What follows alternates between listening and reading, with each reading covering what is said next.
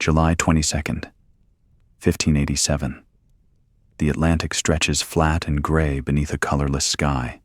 No wind, no waves, just the slow roll of swells that make the ship creak in her timbers. The Lion rocks gently at anchor, 116 souls aboard, waiting for the tide to turn before they row to shore. On deck, a woman named Eleanor Dare stands with her hands on the rail, watching the shoreline. She is 7 months pregnant. The land before her is Roanoke Island, a sliver of sand and pine forest barely 6 miles long, trapped between the Outer Banks and the mainland of what the English call Virginia. Smoke rises from the tree line. Someone is there, whether friend or enemy. She does not yet know. The boat is lowered. Men climb down, carrying muskets. Governor John White, Eleanor's father, goes first. The oars dip into the water, pull dip again. The sound is rhythmic, almost peaceful. Then the boat beaches on the sand, and the men step out into a silence so complete it feels like a held breath. They walk inland. The fort they built 2 years earlier should be here. The houses, the storage sheds, the evidence of English occupation. But what they find instead is ruin, charred timbers, scattered debris, the palisade broken and overgrown, and in the center of what was once the settlement, a single skeleton, picked clean by birds and weather, lying in the dirt. No one speaks. The skeleton wears the remnants of English armor, rusted and bent, one of their own, left behind, forgotten. John White kneels beside the bones and tries to remember the man's name. He cannot. This is not the beginning of the Roanoke story. The beginning happened 3 years earlier, in 1584, when 2 English ships sailed west to claim land for Queen Elizabeth. This is the middle, the second attempt, the moment when ambition meets reality and discovers that reality has teeth. Here is what they do not yet know. Within 3 years, this settlement will vanish. 116 men, women, and children will disappear, leaving behind only a single word carved into a post. The mystery will endure for centuries, spawning theories, legends, and an industry of speculation that continues today. This is the story of Roanoke, the Lost Colony, the first English settlement in the New World, and one of history's most enduring enigmas. It is a story of ambition and arrogance, of miscalculation and desperation, of people who sailed toward opportunity and found only silence. Come closer to the fire. The night is long. England in the late 16th century was a second-rate power, wealthy but not dominant, ambitious but constrained. Spain controlled the Atlantic. Portugal controlled the routes to Asia. France held territory in Canada. England, small and isolated, watched from the margins as other nations carved up the New World. Queen Elizabeth, 40 years on the throne by 1584, understood that England's future depended on breaking Spanish dominance. But England lacked the resources for open war. Spain's treasure fleets, laden with silver from the mines of Potosi, funded armies that no English force could match. Direct confrontation meant defeat. So Elizabeth pursued a different strategy, privateering piracy sanctioned by the Crown. English captains, licensed with letters of mark-rated Spanish ships and settlements, seizing cargo and disrupting trade. The most successful of these privateers was Francis Drake, who circumnavigated the globe between 1577 and 1580, plundering Spanish colonies along the way. Drake returned to England with wealth enough to fund Elizabeth's government for a year.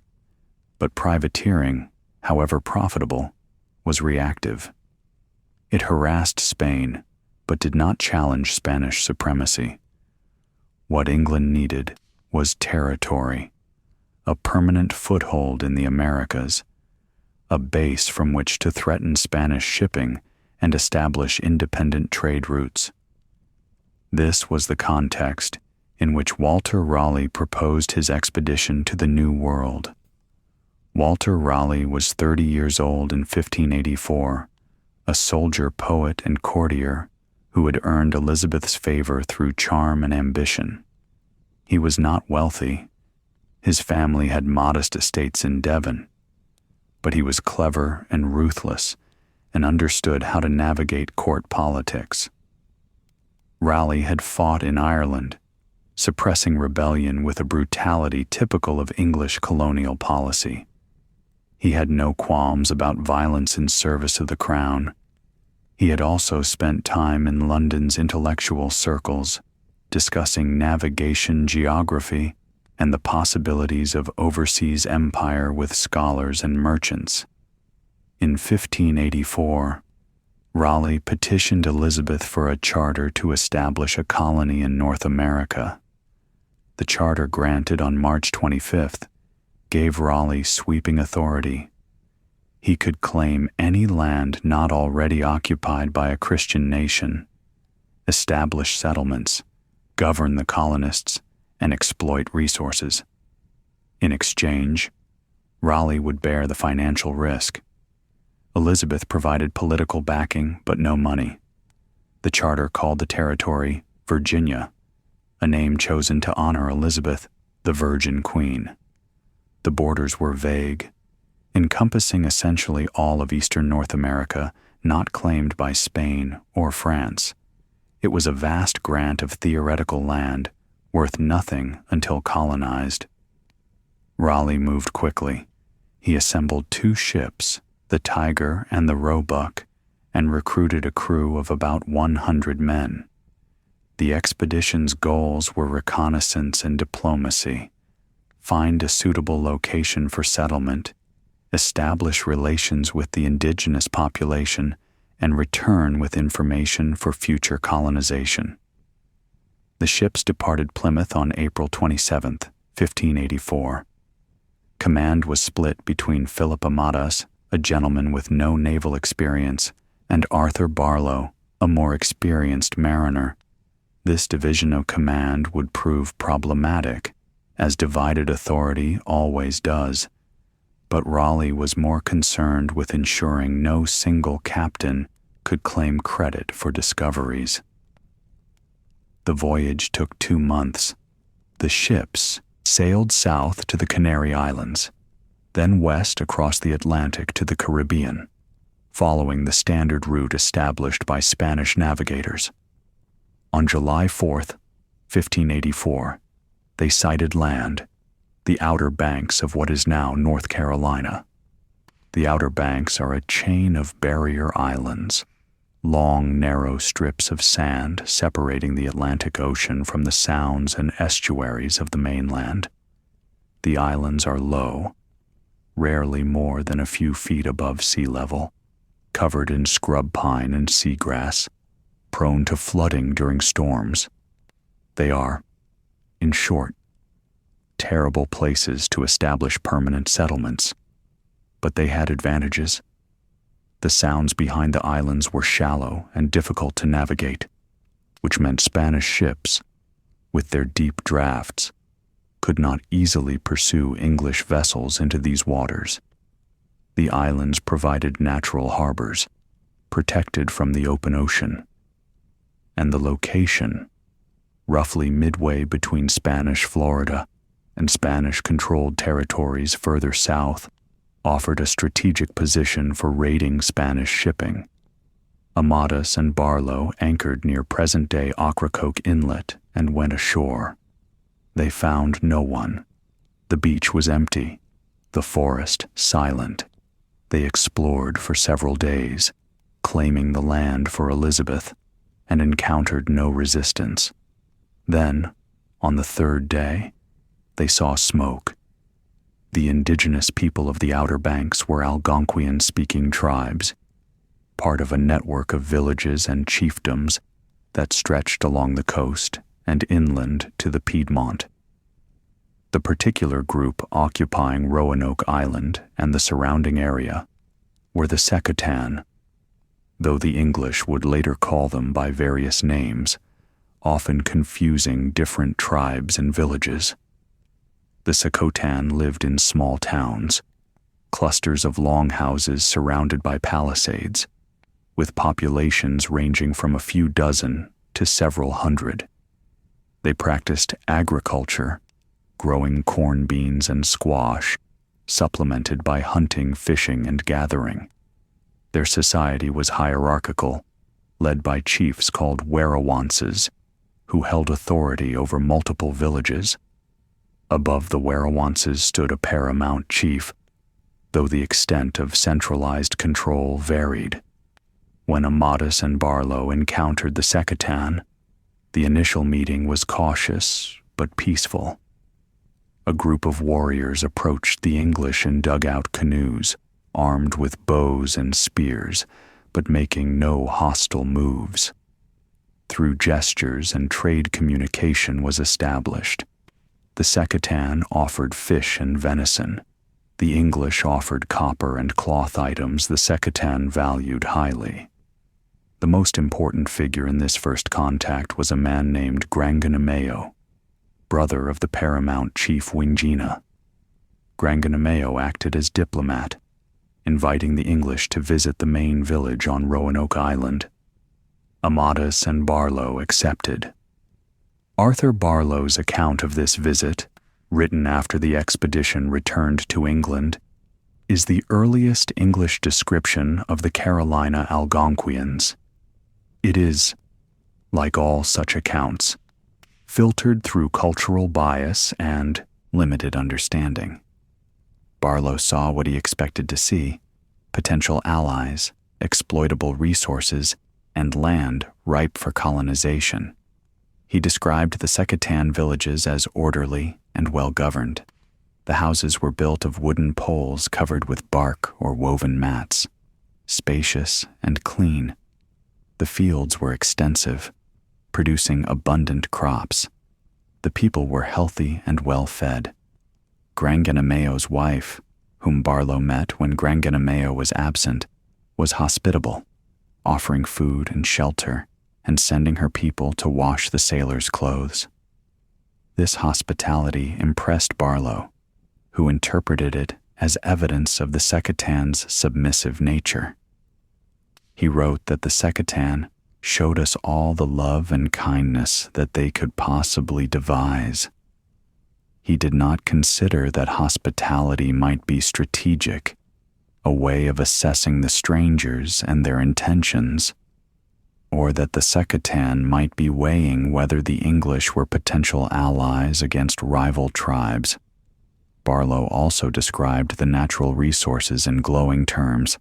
The forests were thick with valuable timber. The sounds teemed with fish. The soil was fertile. Game was abundant. It was, he claimed, a land of limitless potential, waiting to be exploited. This was what Raleigh wanted to hear. Barlow's report, whether accurate or embellished, provided the justification for colonization. Before departing, Armada and Barlow took 2 Seccotan men aboard their ships. The men, named Manteo and Wanchese, agreed to travel to England. Whether they understood what this meant, whether they volunteered or were coerced, the records do not say. But they went. The ships returned to England in September 1584. Raleigh presented the expedition's findings to Elizabeth and her council. Barlow's report was circulated among investors and potential colonists. Manteo and Wanchese were paraded at court, dressed in English clothing, curiosities meant to demonstrate English success in the New World. Elizabeth was pleased. She knighted Raleigh in January 1585, a reward for his initiative. Raleigh, now Sir Walter, began planning a larger expedition, not just reconnaissance, but colonization. He would send ships, soldiers, and settlers to establish a permanent English presence in Virginia. The settlement would serve as a base for privateering against Spanish shipping and as a beachhead for eventual expansion inland. The plan was ambitious. It was also doomed. The Second Roanoke expedition departed Plymouth on April 9th, 1585, consisting of 7 ships carrying approximately 600 men. This was not a colony in the traditional sense. There were no families, no women, no intention of establishing a self-sufficient community. It was a military garrison, a forward operating base, designed to support privateering and exploration. Command was given to Sir Richard Grenville, a cousin of Raleigh's and an experienced naval officer. Grenville was arrogant, brutal, and competent, exactly the kind of man Raleigh trusted to impose English authority on a foreign land. The military governor of the settlement would be Ralph Lane, a soldier with experience in Ireland, where he had helped suppress rebellion. Lane was pragmatic and ruthless traits that would prove both useful and catastrophic. Also aboard were several men who would play important roles in the Roanoke story. Thomas Harriot, a mathematician and scientist tasked with surveying the land and studying the indigenous people, and John White, an artist commissioned to document the expedition through drawings and maps. White's watercolors, depicting Algonquian villages, ceremonies, and daily life, remain some of the most important visual records of pre-contact Native American culture. The ships carried supplies for a year: food, tools, weapons, seeds for planting, and trade goods to exchange with the Secatan. The plan was to establish a fort on Roanoke Island, explore the interior, and search for gold and other valuable resources.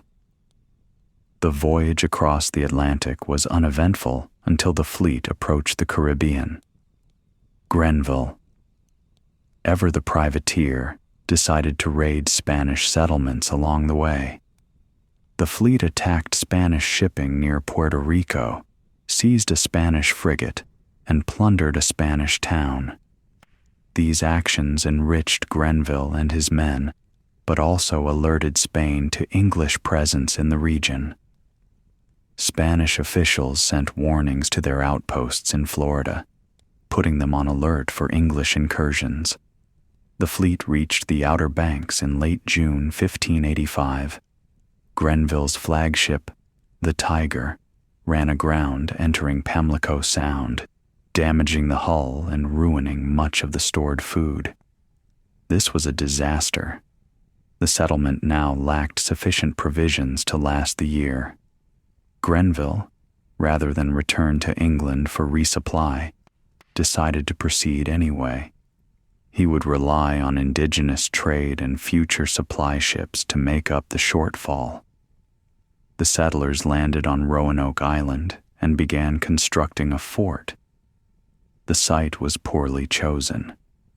Roanoke Island had no deep water harbor, making it difficult for large ships to anchor. The soil was sandy and infertile, unsuitable for large-scale agriculture. Fresh water was limited, and the island's location, while strategically useful for hiding from Spanish ships, was isolated from the mainland and the interior territories the English hoped to explore. But Grenville was in a hurry. He spent a month overseeing construction, then departed for England in late August, leaving Ralph Lane in command of approximately 100 men. Grenville promised to return with supplies by the following spring. He did not return for over a year. Ralph Lane's governorship began optimistically. The fort was completed. A star-shaped wooden palisade with artillery emplacements overlooking the sound. Relations with the Secatan, while tense, remained peaceful. Wingina, the paramount chief, visited the settlement and reaffirmed his willingness to trade. Monteo, who had returned from England with the expedition, served as interpreter and intermediary. Lane organized exploratory expeditions into the interior. Small groups of soldiers traveled up the rivers, mapping the waterways, searching for precious metals, and documenting the villages they encountered. Thomas Harriot conducted scientific observations, recording information about Algonquian language, culture, and agriculture. John White drew maps and painted portraits of indigenous people and landscapes. These expeditions revealed both the richness and the danger of the region. The forests were dense, the rivers numerous and navigable. Indigenous villages were larger and more organized than the English had expected. The Algonquians were skilled farmers, hunters, and warriors. They were not primitive savages waiting to be conquered, but sophisticated societies with complex political structures. This realization unnerved the English. They had assumed their technological superiority. Their guns and steel would guarantee dominance. But the Algonquians outnumbered them vastly. A single large village could field more warriors than Lane's entire garrison. If the tribes united against the English, the settlement would be wiped out. Lane's response to this threat was to cultivate fear. He staged demonstrations of English firepower, firing cannon and muskets to impress indigenous observers. He spread rumors that the English had supernatural abilities, that their god was more powerful than Algonquian deities, and he took hostages, seizing important individuals to ensure compliance. These tactics worked in the short term. The Secatan remained cooperative, continuing to trade food for English goods. But the relationship was deteriorating. The English demanded more than the Secatan could provide. The settlers, having lost much of their supplies when the Tiger ran aground, relied almost entirely on indigenous trade for food. They consumed corn, fish, and game at rates that strained Secatan resources. By winter, tensions were boiling over. Wingina, the paramount chief, grew increasingly frustrated with English demands. His people were hungry, their own stores depleted by English consumption. Worse, disease was spreading. The English had brought pathogens, influenza and possibly smallpox, to which the Algonquians had no immunity. Villages that had welcomed the English in 1585 were now burying their dead by the dozens. The Algonquians noticed a pattern. The English arrived, and people died. Some concluded the English were witches, capable of inflicting disease through curses. This belief, whether accurate or not, fueled resentment. In February 1586, Wingina's brother, Granganimeo, the diplomat who had first welcomed the English, died. The cause of death is unknown, but many Secatan blamed the English. Wingina, grieving and angry, began plotting to expel the settlers. Ralph Lane learned of the plot through Monteo, who remained loyal to the English despite growing hostility from his own people. Lane's response was swift and brutal.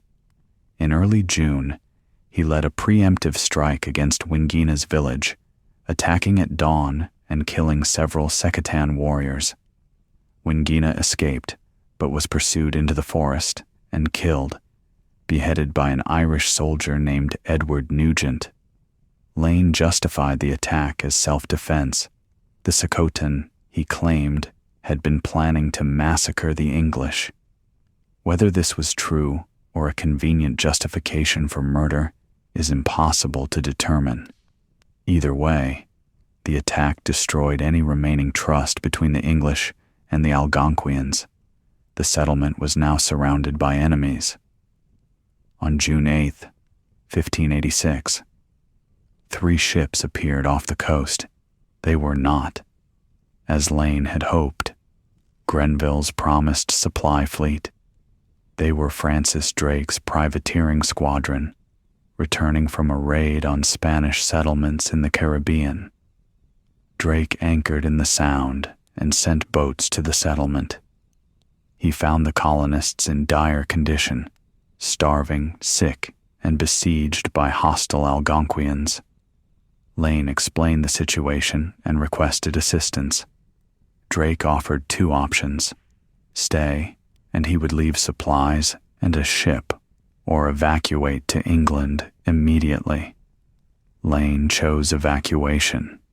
He had lost faith in the settlement's viability. The land was not as rich as Barlow had claimed. The Algonquians were not as cooperative as expected, and Grenville had failed to return with supplies. Staying meant probable death. Leaving meant survival. The evacuation was chaotic.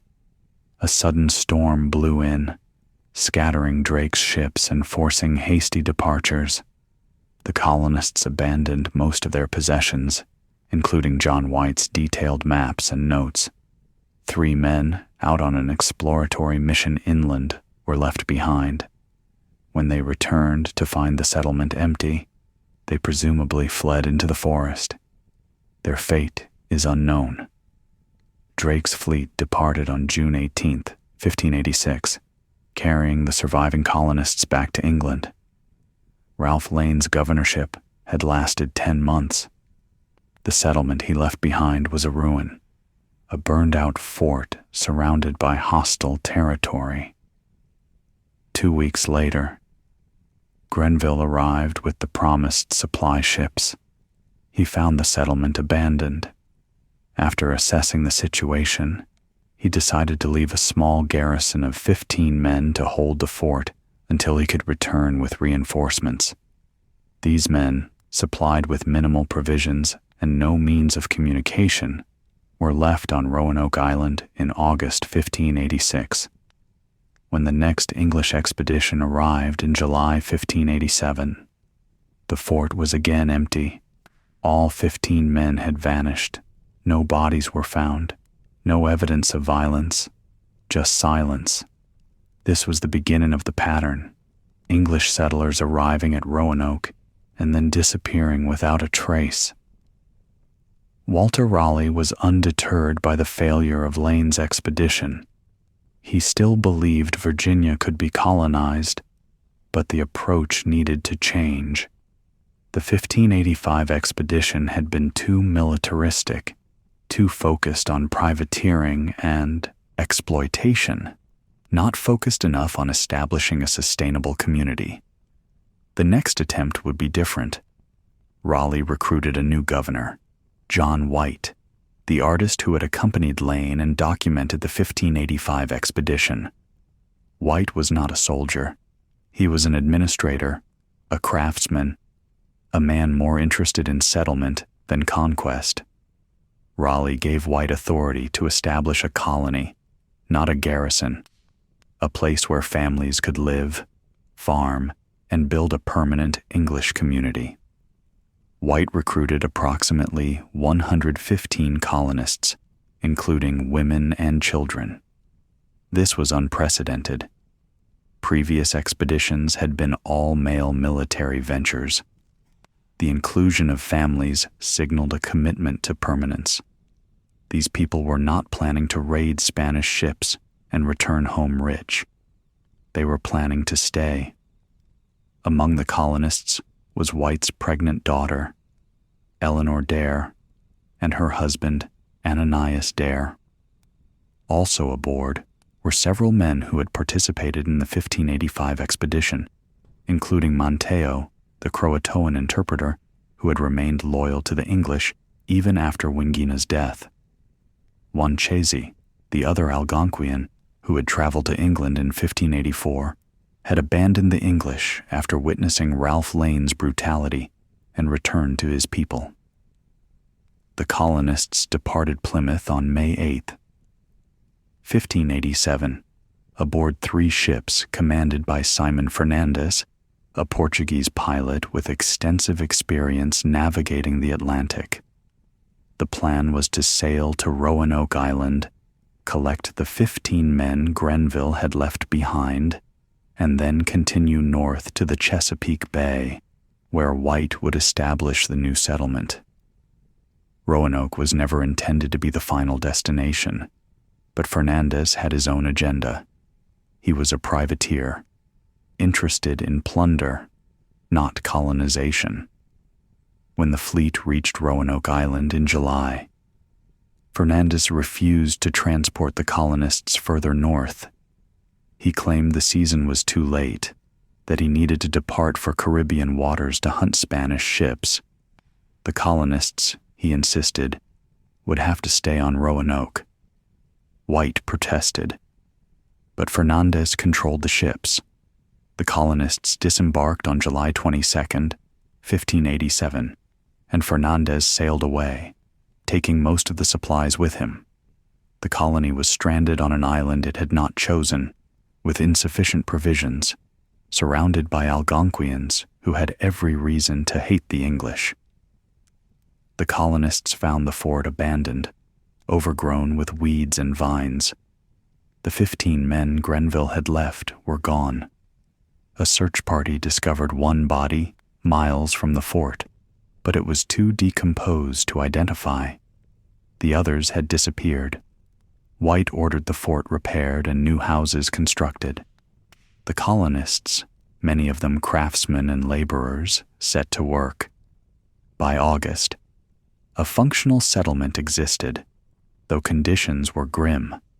Food was scarce. Relations with the Secatan were non-existent. The only friendly tribe was the Croatoan, Monteo's people, who lived on an island 50 miles south. On August 13th, a colonist named George Howe was killed while fishing alone. He was attacked, shot with arrows, and his body mutilated, left floating in the shallow water as a warning. The attack was likely carried out by Secatan warriors, revenge for Ralph Lane's murder of Wingina. White organized a retaliatory raid, attacking a village he believed harbored Howe's killers. The raid was a disaster. The village turned out to be Croatoan, not Secatan, and the English killed innocent people who had been their allies. Monteo, horrified, managed to stop the violence, but the damage was done. The English had now alienated even their friends. On August 18th, 1587, Eleanor Dare gave birth to a daughter, named Virginia after the colony. Virginia Dare was the first English child born in the New World, a symbolic moment that should have represented hope. Instead, it underscored the colony's desperation. This child, born into a failing settlement surrounded by enemies, had little chance of survival. White faced an impossible decision. The colony needed supplies, tools, weapons, food. Fernandez was long gone. No ship would arrive until the following year at the earliest. The colonists were starving, and winter was approaching. Someone needed to return to England and bring back a relief fleet. The colonists urged White to go. He was the governor, the most qualified to petition Raleigh for support. White resisted, unwilling to abandon his daughter and granddaughter, but the colonists insisted. If White did not go, they would all die. On August 27th, 1587, White boarded a ship and departed Roanoke. He promised to return by spring with supplies and reinforcements. The colonists, watching from shore, believed him. He would not return for 3 years. John White arrived in England in November 1587 and immediately began organizing a relief expedition. Raleigh, distracted by court politics and financial troubles, was slow to provide support. White secured 2 small ships and loaded them with supplies, planning to depart in March 1588.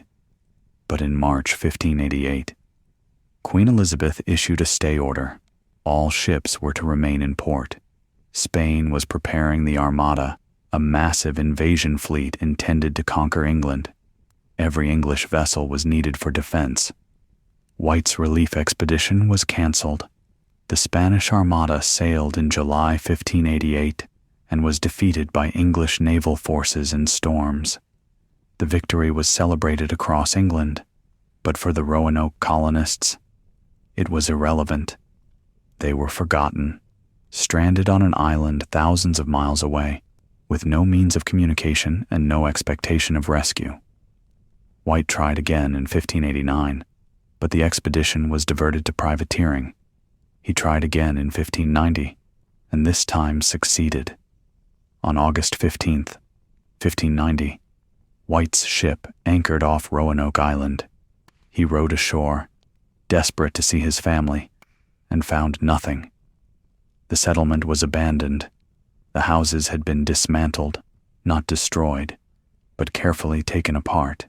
The fort's palisade was intact. No signs of violence, no bodies, no indication of what had happened. But there was a clue. Carved into a post at the entrance to the fort was a single word: Croatoan. White had instructed the colonists, before he left, to carve a message if they decided to relocate.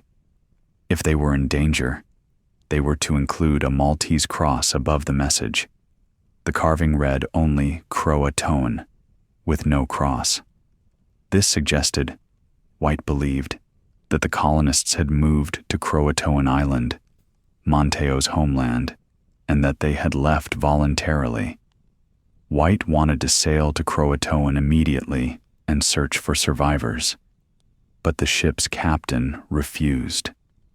A storm was approaching, and the Outer Banks were treacherous in bad weather. The ship departed, planning to return the following spring. It never did. John White spent the rest of his life trying to organize another rescue mission. He failed. He died in 1593, never knowing what happened to his daughter, his granddaughter, or the 115 colonists he had abandoned. The colonists vanished in 1587. For over 4 centuries, historians and archaeologists have searched for answers. What happened to them? Theories abound. Some suggest they integrated with the Croatoan tribe, as the carved message implies. Archaeological evidence from Hatteras Island, the modern name for Croatoan Island, includes European artifacts dating to the late 16th century, suggesting contact with the colonists. Other theories propose the colonists moved inland, seeking better land and resources. In the early 17th century, English explorers in the Chesapeake Bay region reported hearing accounts from indigenous people of pale-skinned people living among the Algonquian tribes. These might have been descendants of Roanoke colonists. A darker theory suggests the colonists were killed either by Spanish forces, hostile Algonquians, or disease. No mass grave has been found, but the absence of evidence is not evidence of absence. Bodies decompose, graves erode. The Outer Banks have been reshaped by centuries of storms. The truth, whatever it is, remains unknown. The story of Roanoke, or at least this first chapter, ends with silence. 115 people disappeared, leaving behind only questions. But those questions matter. They matter because Roanoke was England's first serious attempt at American colonization, and its failure shaped everything that followed. The lessons of Roanoke were brutal, but clear. Colonization required resources, support, and commitment. It required understanding the land and the people who already lived there. It required more than ambition. It required planning, patience, and the willingness to adapt when plans failed. England learned these lessons slowly, The next English colony, Jamestown, was established 20 years later, in 1607. It nearly failed as well, but it survived, barely, and became the foundation for English presence in North America. The colonists at Jamestown knew about Roanoke. They knew the risks, and they knew that failure meant more than disappointment. It meant death. The Roanoke colonists, wherever they went, whoever they became, left no record. But their disappearance left a warning. The New World was not empty. It was not waiting. It was occupied, complex, dangerous. The English would have to fight for every inch of ground, and many would die in the trying. This is the story of the first attempt. The second attempt, the efforts to discover what happened, and the theories that emerged, come next. The forest is quiet, not silent, but quiet in the way forests are when something is wrong. No birds calling, no rustle of small animals in the underbrush, just the whisper of wind through pine branches and the distant sound of waves on sand. A man walks through the trees, boots crunching on fallen needles. His name is John White, and he is looking for his daughter. It has been 3 years since he left her on this island. 3 years since he promised to return by spring. 3 years of war and delays and storms that kept him trapped in England while his family waited here, on Roanoke, alone. Now he is back. The ship anchors offshore, and he rows to the beach. The settlement should be visible from the water, the fort's palisade rising above the tree line, smoke from cooking fires. But he sees nothing, just forest, just silence. He lands, he walks inland, and with each step, the hope that sustained him across the Atlantic drains away. The houses are gone, the fort is empty. The only sound is his own breathing, harsh and ragged, as he searches for signs of life and finds none. Then he sees it, the post, the word, Croatoan. He reads it twice, 3 times, trying to understand what it means, where they went, whether they are alive. The word offers no answers, only more questions. John White stands in the ruins of the settlement he governed for barely a month, and he realizes he will never see his daughter again. He does not know this with certainty, not yet, but some part of him understands. The colonists are gone, and he is responsible. When John White returned to England in late 1590 after finding Roanoke abandoned, he carried with him the weight of failure and the desperate need for answers. He wrote letters. He petitioned Walter Raleigh. He sought audiences with anyone who might fund another expedition. He needed to return to Croatoan Island, to search for the colonists, to learn what had happened. Raleigh, by 1590, had lost interest in Virginia. The Roanoke expeditions had cost him a fortune, approximately £40,000, and had produced nothing of value. No gold, no silver, no profitable trade routes, just dead soldiers, missing colonists, and hostile indigenous people. Raleigh redirected his energy toward other ventures, privateering in the Caribbean and searching for El Dorado in South America. Virginia, as far as he was concerned, was a lost cause. White found no support. Investors, burned by previous failures, refused to finance another voyage. The Crown, preoccupied with wars against Spain and internal political struggles, had no interest in a remote settlement that had already disappeared. White was alone, obsessed with a mystery no one else cared to solve. He died sometime around 1593 in Ireland, where he had retired to live with family. His final writings, preserved in Richard Hakluyt's collection of exploration narratives, express profound grief and guilt. He blamed himself for leaving the colonists. He blamed Fernandez for refusing to transport them to Chesapeake Bay. He blamed the weather for preventing earlier relief. But mostly, he blamed himself. The abandonment of Roanoke did not end English interest in North America, but it did pause it. For over a decade, no new expeditions were organized. The failure had been too complete, too expensive, too demoralizing. Investors demanded proof that colonization was viable before committing more money. That proof came from an unexpected source: Bartholomew Gosnold's 1602 expedition to the New England coast.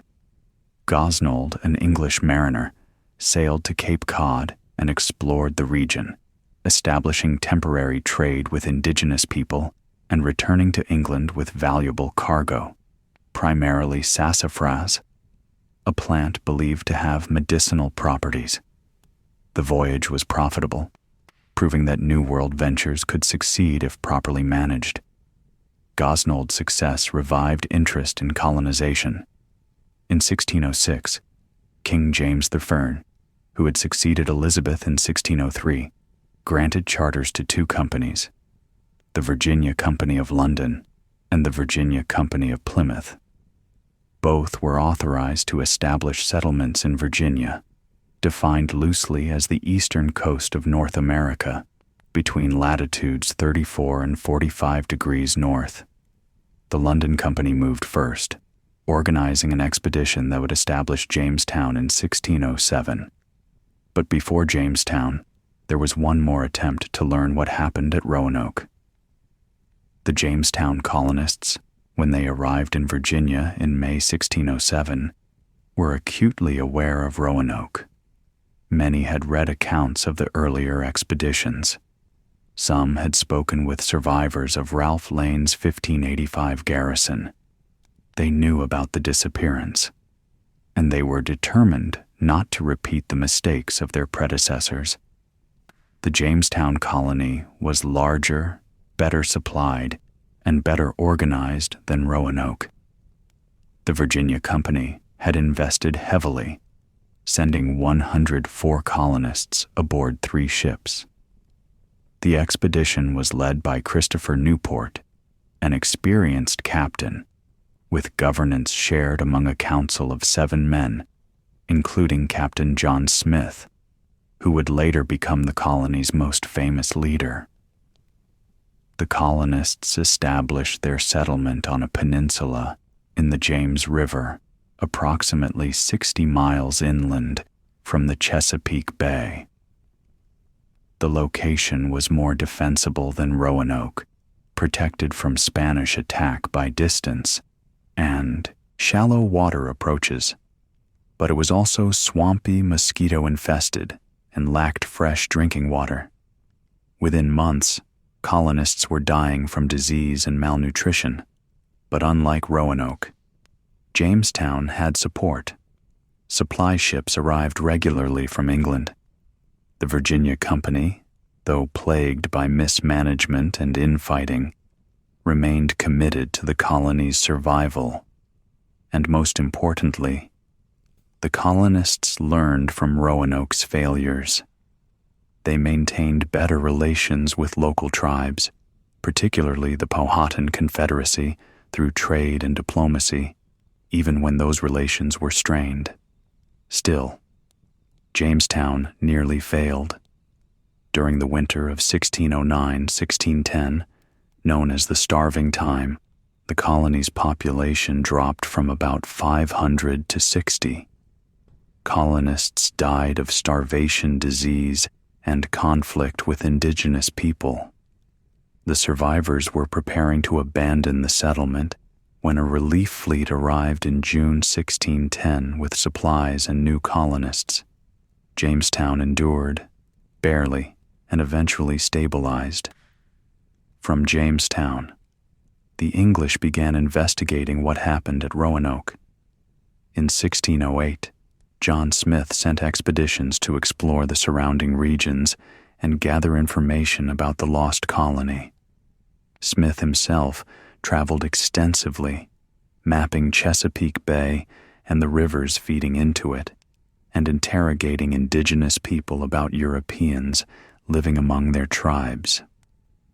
Smith's accounts, published in his 1612 book, A Map of Virginia, mention rumors of survivors. According to Smith, the paramount chief Powhatan, who controlled a confederacy of approximately 30 tribes in the region, told him that some of the Roanoke colonists had moved inland and settled near the Chesapeake Bay. Powhatan claimed his people had encountered these survivors and at some point killed them. The story was vague and second-hand. Powhatan provided few details, and Smith had no way to verify the claims. But Smith believed the account was credible, in part because indigenous informants in different villages told similar stories. Europeans with light skin and beards, living among Algonquian people, had been seen in the region within recent memory. Smith organized an expedition to search for survivors, but the mission was canceled due to other priorities.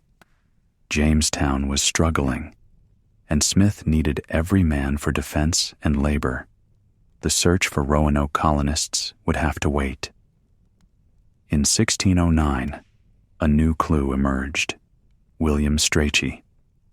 The secretary of the Jamestown colony wrote a detailed account of Virginia that included information about the Lost Colony. According to Strachey, Powhatan had indeed ordered the massacre of English survivors living near the Chesapeake Bay.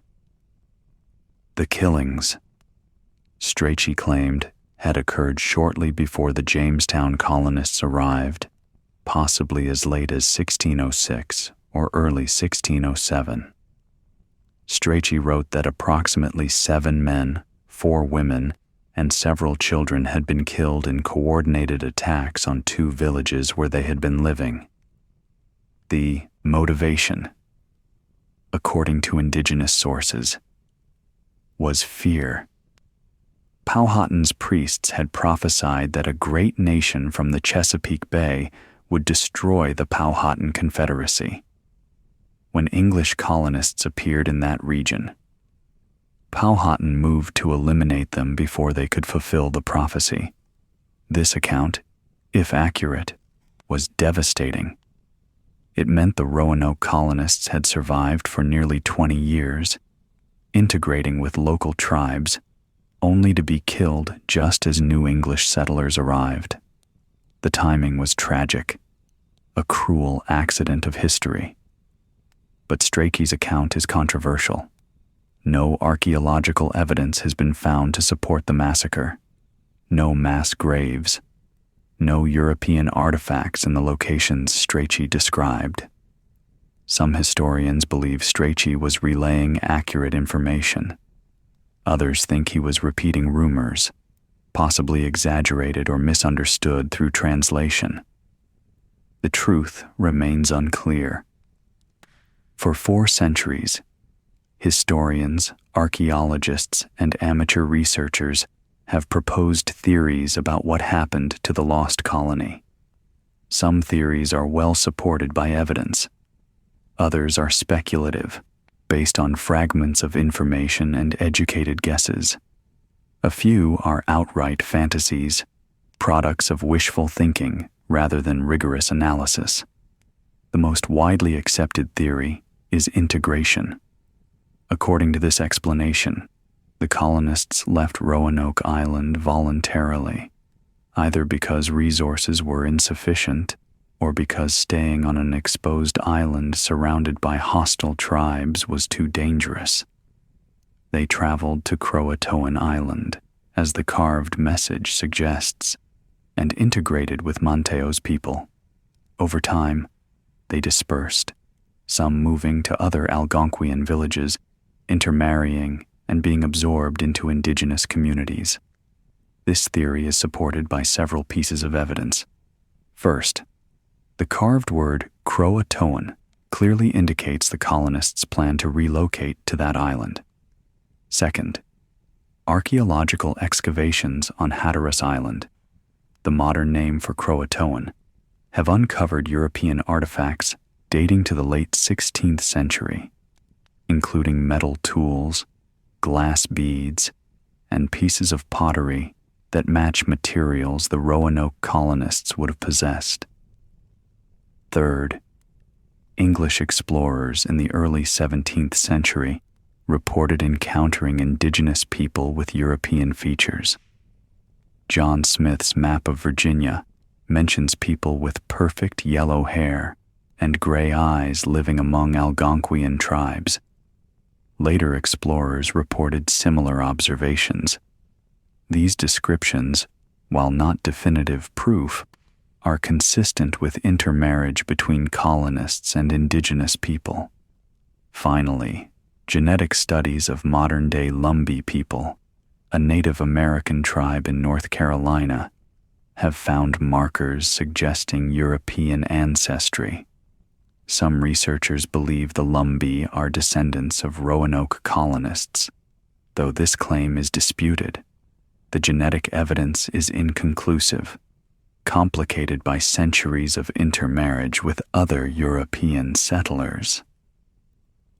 A second theory suggests inland migration. Instead of going to Croatoan Island, the colonists might have traveled west, up the rivers, seeking better agricultural land and access to interior trade routes. This theory is supported by rumors recorded by Jamestown colonists about Europeans living among tribes far from the coast. In 1608, an indigenous man told John Smith about 4 men clothed like me, that is, like Europeans, living in a village called Okanahonan, located somewhere west of Roanoke. Smith attempted to investigate but was unable to locate the village. Later reports mentioned similar sightings, though details were always vague and secondhand. Archaeological evidence for inland migration is limited. Excavations at sites in the North Carolina interior have not uncovered artifacts definitively linked to the Roanoke colonists. However, this absence of evidence is not conclusive. The colonists carried few durable goods, and organic materials like clothing and wooden tools would have decomposed centuries ago. A third theory proposes Spanish attack. Spain, after all, had a vested interest in eliminating English settlements in territories they claimed. Spanish officials in Florida were aware of Roanoke's existence and considered it a threat to their shipping routes. Some historians argue that Spanish forces attacked and destroyed the colony, killing or capturing the colonists. This theory is supported by Spanish documents from the period. In 1588, Vicente González, a Spanish sea captain, sailed north from Florida and explored the Outer Banks region. His reports mentioned finding evidence of English occupation, including abandoned fortifications, though he did not encounter any colonists. Some researchers interpret this as evidence that Spain had already eliminated the settlement. However, no Spanish records explicitly mention attacking Roanoke. Spanish officials were meticulous record keepers, documenting military actions in detail. The absence of such records makes the Spanish attack theory less plausible, though not impossible. A fourth theory, far less likely but occasionally proposed, suggests disease. Epidemics of European diseases, including influenza, measles, and smallpox, swept through indigenous populations in the 16th century, killing millions.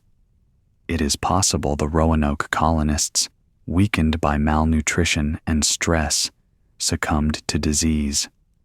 However, this theory does not explain the absence of bodies or the orderly dismantling of the settlement. If disease had killed the colonists, there should be graves, remains, something. The complete disappearance is inconsistent with a plague scenario. A final theory embraced by some but rejected by most serious historians, involves assimilation so complete that the colonists ceased to identify as English. In this scenario, the colonists, particularly the children, grew up among Algonquian people, learned their languages, adopted their customs, and eventually forgot their English origins. Over generations, their descendants became indistinguishable from indigenous people. This theory is emotionally appealing, suggesting a peaceful resolution, but it is difficult to reconcile with the historical evidence. The colonists were adults with strong cultural identities. While integration and intermarriage are plausible, total cultural amnesia within a single generation is not. Modern archaeology has provided some answers, though many questions remain. Excavations at multiple sites have uncovered artifacts that may be linked to the lost colony, but definitive proof remains elusive. The most significant excavations have occurred on Hatteras Island, the site of the Croatoan village. Beginning in the 1990s, archaeologists working at the Cape Creek site found European artifacts, including copper rings, iron tools, and fragments of pottery, buried in contexts suggesting they were deposited in the late 16th century. These artifacts match materials the Roanoke colonists would have possessed, supporting the theory that at least some colonists relocated to Croatoan. In 2012, researchers examining a map drawn by John White discovered a hidden symbol, a small patch concealing markings beneath.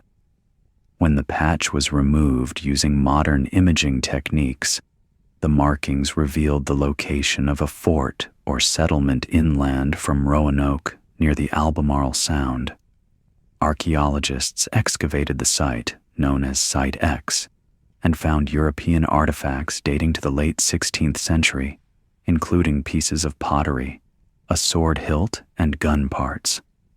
The discovery was significant. It suggested the colonists, or at least some of them, had established a secondary settlement away from Roanoke Island. This would explain why the main settlement was carefully dismantled rather than destroyed. The colonists were relocating, not fleeing in panic. However, the artifacts at Site X are not conclusive proof. European goods circulated widely among indigenous communities through trade. The presence of such items does not necessarily mean colonists lived at the site, only that European goods reached there somehow. In 2015, another discovery added complexity to the story. Archaeologists working on Roanoke Island itself found a small gold ring, engraved with a lion, in a context suggesting it dated to the late 16th century. The ring, ornate and valuable, was not the kind of item a colonist would abandon carelessly. Its presence suggests either a burial or a deliberate deposit, possibly as an offering or memorial. The ring has not been definitively linked to any specific colonist, but its craftsmanship suggests it belonged to someone of means. John White's family, including his daughter, Eleanor Dare, were relatively well off. Could the ring have belonged to Eleanor? The possibility is tantalizing, but unverifiable. Genetic studies have also contributed to the search for answers, though results have been mixed. In the 1990s and 2000s, researchers conducted DNA analysis of Lumbee people and other Native American groups in North Carolina, searching for European markers that might indicate descent from Roanoke colonists. Some studies found evidence of European ancestry, but dating that ancestry proved difficult. The Carolinas were settled by European colonists throughout the 17th and 18th centuries, and intermarriage was common. distinguishing between ancestry from Roanoke colonists and ancestry from later settlers is nearly impossible with current genetic techniques. More recent studies have used mitochondrial DNA, which is passed down through the maternal line, to search for specific lineages. One study claimed to have identified a lineage linking modern Lumbee people to Eleanor Dare, but the results were contested by other geneticists who questioned the methodology. The scientific consensus is that genetic evidence, while suggestive, is not definitive. DNA can confirm European ancestry, but it cannot pinpoint when or how that ancestry occurred. The mystery of the lost colony has permeated American culture for over a century, inspiring novels, plays, films, and countless amateur investigations. The story's enduring appeal lies in its combination of historical significance and unresolved mystery. It is, in many ways, the perfect American origin story: ambitious settlers, a hostile wilderness, and a disappearance that defies explanation.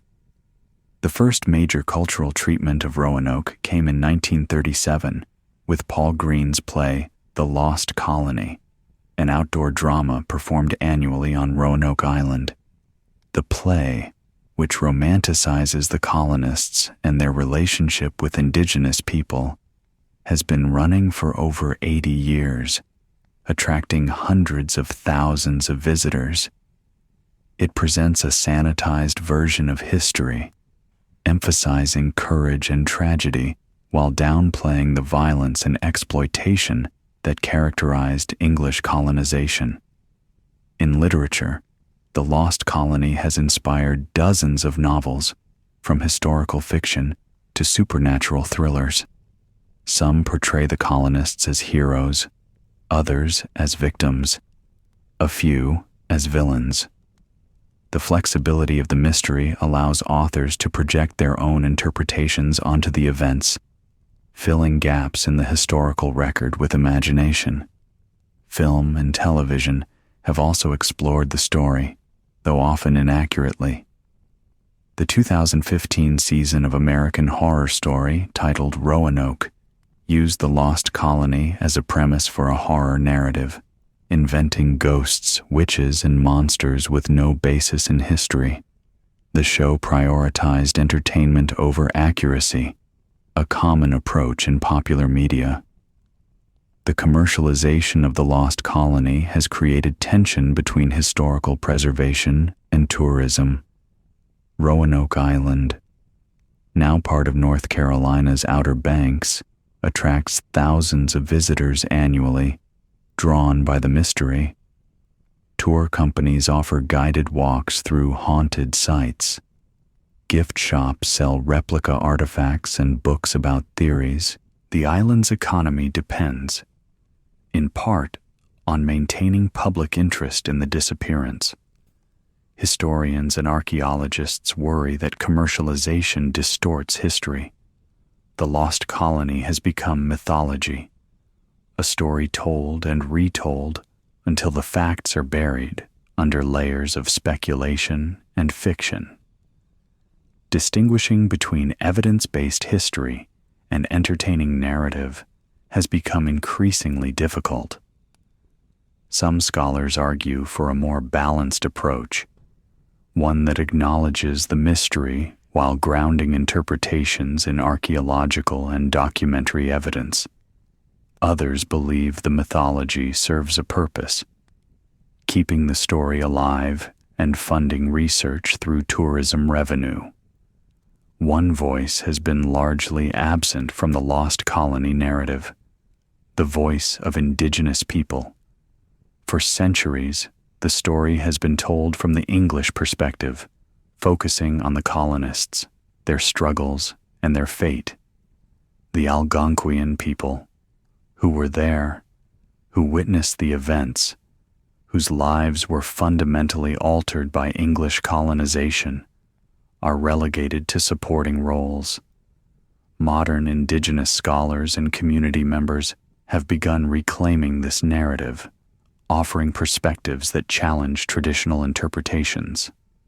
From their viewpoint, the Lost Colony is not a mystery. It is a story of survival, resistance, and adaptation in the face of invasion. The Croatoan people, now known as the Hatteras, welcomed the English initially, seeing potential allies against rival tribes. Matteo, the Croatoan man who traveled to England and remained loyal to the colonists, was not a traitor to his people, but a diplomat attempting to navigate a rapidly changing world. His decision to ally with the English was strategic, based on calculations about power, trade, and survival. When the colonists arrived in 1587 and alienated other Algonquian tribes, Mateo's people faced a dilemma. Continuing to support the English meant risking conflict with neighboring tribes. Abandoning the English meant losing potential trade partners and technological access. The Croatoan chose a middle path. They accepted the colonists into their communities, but on Croatoan terms. The English would live among them, follow their rules, and integrate into their society. This integration, if it occurred, was not assimilation. The colonists did not become Croatoan. Rather, both groups adapted, creating hybrid communities that combined English and Algonquian elements. Children born from intermarriage would have learned both languages, practiced elements of both cultures, and occupied a unique position in the social order. Over time, as indigenous populations declined due to disease and conflict, and as English settlements expanded, these hybrid communities dispersed. Some individuals moved inland, joining other tribes.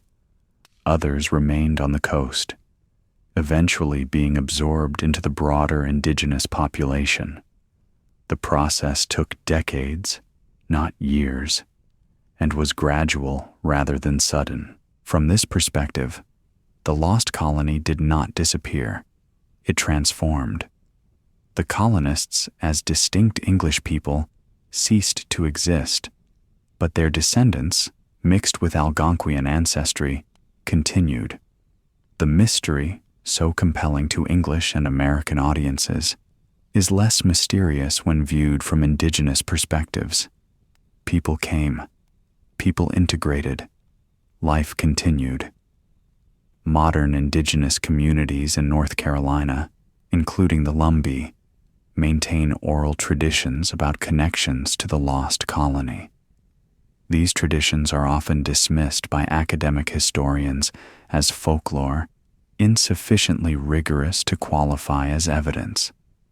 But oral histories, passed down through generations, should not be discarded simply because they do not conform to Western standards of documentation. Indigenous oral traditions emphasize different aspects of the story.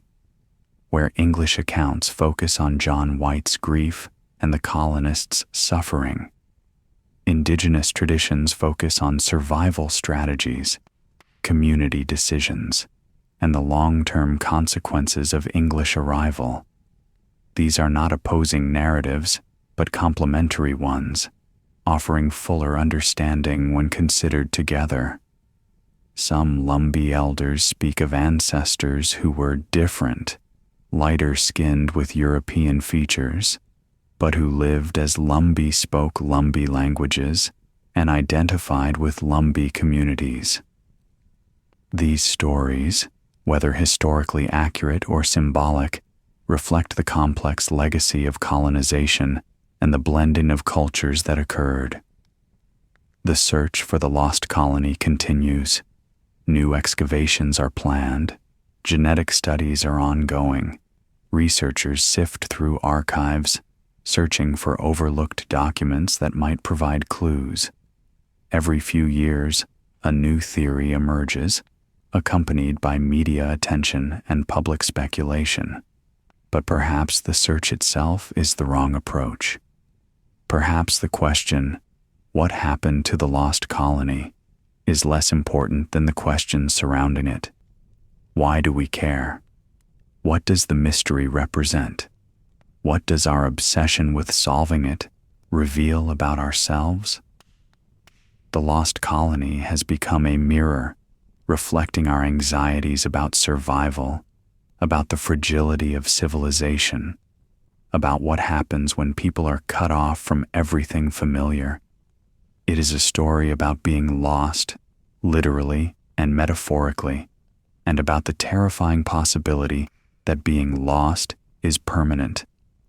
For Americans, the Lost Colony occupies a unique place in national mythology. It is the first chapter of a story that would eventually encompass an entire continent. It is the origin point, the moment when English colonization in North America began, and its failure foreshadowed the violence, displacement, and suffering that would define the colonial project for centuries. The colonists who vanished at Roanoke were not heroes. They were not villains. They were people, ambitious, frightened, desperate, trying to survive in circumstances they did not understand. They made choices, some wise, some catastrophic. They interacted with indigenous people, sometimes peacefully, sometimes violently, and eventually they disappeared, leaving behind questions that may never be answered. That disappearance, that silence, is the story, not the solution, the silence itself. The archives are cold. Fluorescent lights hum overhead, casting flat white light on rows of document boxes stacked floor to ceiling. A researcher sits at a metal table, white cotton gloves on her hands, carefully turning pages of a 400-year-old manuscript. The paper is brown brittle, covered in faded ink and handwriting so cramped it requires a magnifying glass to read. She is looking for mentions of Roanoke. Anything. A name. A place. A clue. She has been searching for months, traveling between libraries in London, Oxford, Seville, anywhere 16th century documents are stored. Most contain nothing useful. Ship's logs recording routine voyages, account books listing expenditures, letters discussing court gossip and political intrigue. But occasionally, buried in a paragraph about something else entirely, there is a reference, a passing mention, a fragment of information that might, just might, illuminate what happened to the lost colony. Today, she finds something, not definitive proof, not a smoking gun, but a detail that does not fit the established narrative. A piece of the puzzle that has been overlooked for centuries. She photographs the page, notes the archive reference, and adds it to her growing collection of anomalies. The truth about Roanoke, if it can be known at all, will not be found in a single dramatic discovery. It will be assembled slowly, painstakingly, from dozens of small details scattered across continents and centuries. This is the nature of historical research. You gather fragments, you build theories, you revise when new evidence appears, and sometimes, despite everything, the silence remains. The word carved into the post at Roanoke, Croatoan, has been the subject of intense scrutiny for over 4 centuries. It is the only direct message the colonists left, the only clue to their intentions. Understanding what it meant requires understanding who the Croatoan were and what relationship they had with the English. The Croatoan people were an Algonquian-speaking tribe living on what is now Hatteras Island, approximately 50 miles south of Roanoke Island. Their village, also called Croatoan, was located near Cape Creek, a protected inlet on the western side of the island. The population, estimated at several hundred, lived in longhouses, farmed corn and beans, and fished the abundant waters of Pamlico Sound. Manteo, the Croatoan man who traveled to England in 1584 and returned with subsequent expeditions, was likely a person of high status within his community. His willingness to engage with the English, to learn their language, and to serve as intermediary suggests he was either a chief's relative or a trusted diplomat. His loyalty to the English, maintained even after witnessing Ralph Lane's brutality in 1585-1586, indicates either genuine belief in English friendship or strategic calculation about the benefits of alliance. When the 1587 colonists arrived at Roanoke and found themselves abandoned by Simon Fernandez, Manteo's people became their most reliable allies. The Croatoan provided food information about the region and warnings about hostile tribes.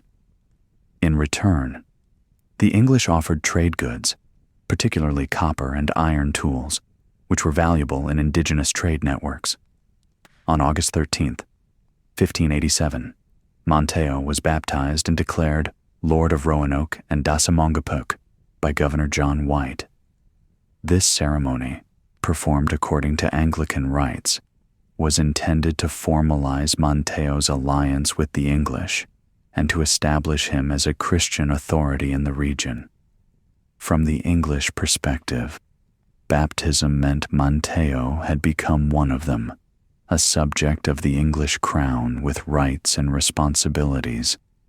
From the Croatoan perspective, the ceremony likely held different meaning. Indigenous people were skilled at adopting and adapting foreign rituals to serve their own purposes.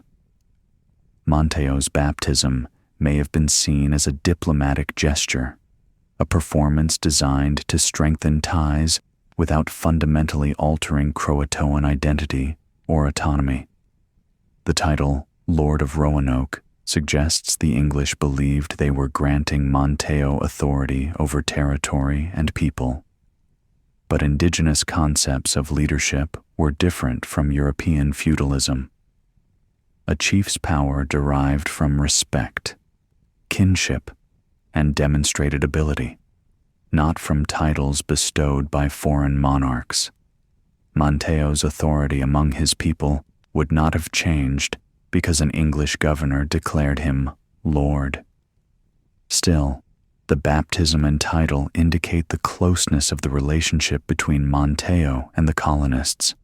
When John White departed in late August 1587, leaving the colonists behind, Manteo remained, choosing to stay with the English rather than return to Croatoan village.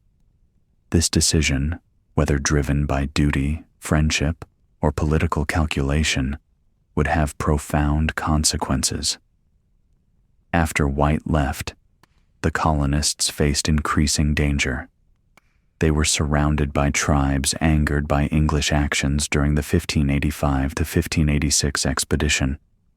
The Secatan, in particular, remembered Ralph Lane's attack on their villages and the murder of Chief Wingina. Revenge attacks were likely, and the colonists, numbering only about 115, could not defend themselves indefinitely against coordinated assault. At some point between August 1587 and August 1590, the colonists made the decision to leave Roanoke Island. The carved word Croatoan indicates their destination, and the absence of a Maltese cross suggests they left voluntarily rather than under duress. But left voluntarily does not mean left happily. The colonists were abandoning their settlement because staying meant death. The journey from Roanoke to Croatoan Island, approximately 50 miles by water, would have required multiple trips in the colonists' small boats. They could not transport everyone and all their supplies in a single voyage. Decisions had to be made about what to take and what to leave behind. Heavy equipment, surplus tools, damaged goods. These were probably abandoned. Essential supplies, food weapons, personal belongings. These came along. The dismantling of the houses makes sense in this context. The colonists were not fleeing in panic.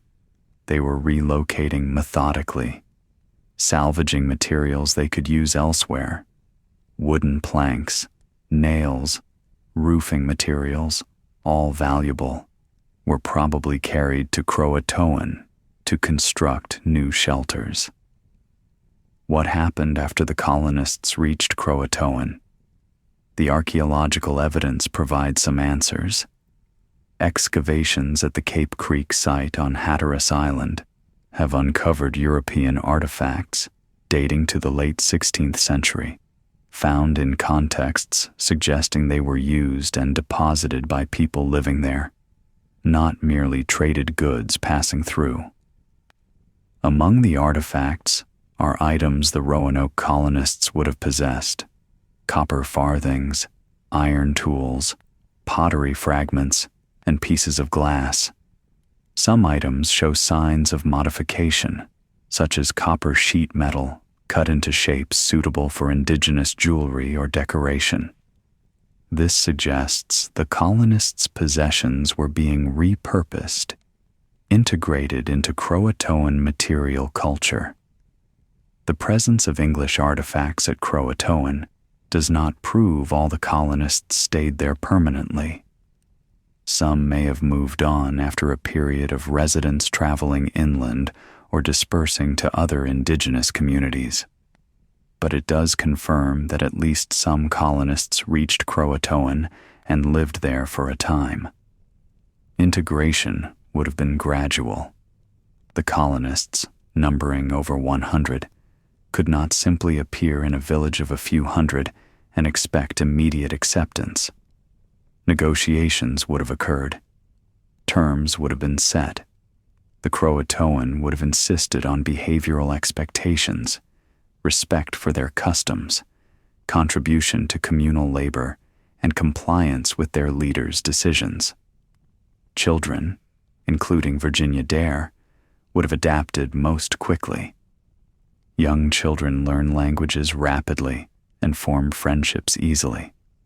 Within a year or two, English children would have been speaking Croatoan language, playing with Croatoan children, and absorbing Croatoan culture. Adults would have struggled more, clinging to English identity and customs even as they participated in Croatoan daily life. Intermarriage would have been inevitable, especially if the colonists stayed for years. European men, outnumbering European women, would have formed relationships with Croatoan women. Children born from these unions would be raised in indigenous communities, learning Croatoan languages and customs as their primary culture. Over generations, English heritage would fade, becoming a story told by grandparents rather than a lived identity. An alternative theory proposes the colonists did not go to Croatoan, or at least not all of them stayed there. Instead, they traveled inland, moving west along rivers and through forests, seeking better agricultural land and distance from coastal threats. This theory is supported by the hidden markings discovered on John White's map in 2012. The map, drawn during the 1585-1586 expedition, shows the region around Roanoke in detail. When researchers examined it using modern imaging technology, they found a small patch covering an area inland from Roanoke, near the Albemarle Sound. Removing the patch revealed faint markings indicating a fort or settlement, suggesting White knew about or planned for an inland site. The fort symbol, if that is what it represents, is located approximately 50 miles west of Roanoke Island, in territory controlled by the Chowanoke tribe. This raises questions. Did the colonists establish a secondary settlement at this location? Did they flee there after abandoning Roanoke? Or did White simply mark it as a potential site for future expansion? Archaeological investigations at the location, designated Site X, uncovered European artifacts buried in contexts suggesting late 16th century deposition. Among the finds were pottery fragments, a sword hilt, gun parts, and pieces of copper. These items match materials the Roanoke colonists would have possessed, though they could also have been traded goods obtained by indigenous people. The pottery is particularly interesting. Chemical analysis of the clay indicates it was likely produced in England, not locally. This suggests the items came from Europe, either brought by the colonists or obtained through trade with European ships. The presence of a sword hilt and gun parts, military equipment unlikely to be traded away willingly, strengthens the case that colonists lived at or near the site. If the colonists did travel inland, why? The most plausible explanation is resources. Roanoke Island was barren, with poor soil, limited fresh water, and no game animals beyond small birds and rodents. Croatoan Island was better, but still limited. The inland regions, by contrast, offered fertile river valleys, abundant forests, and access to trade routes connecting coastal tribes to Piedmont communities. Moving inland would have required negotiation with the Roanoke, whose territory the English would be entering. The Roanoke were a powerful tribe, estimated at several thousand people, with fortified towns and experienced warriors. They would not have welcomed uninvited settlers.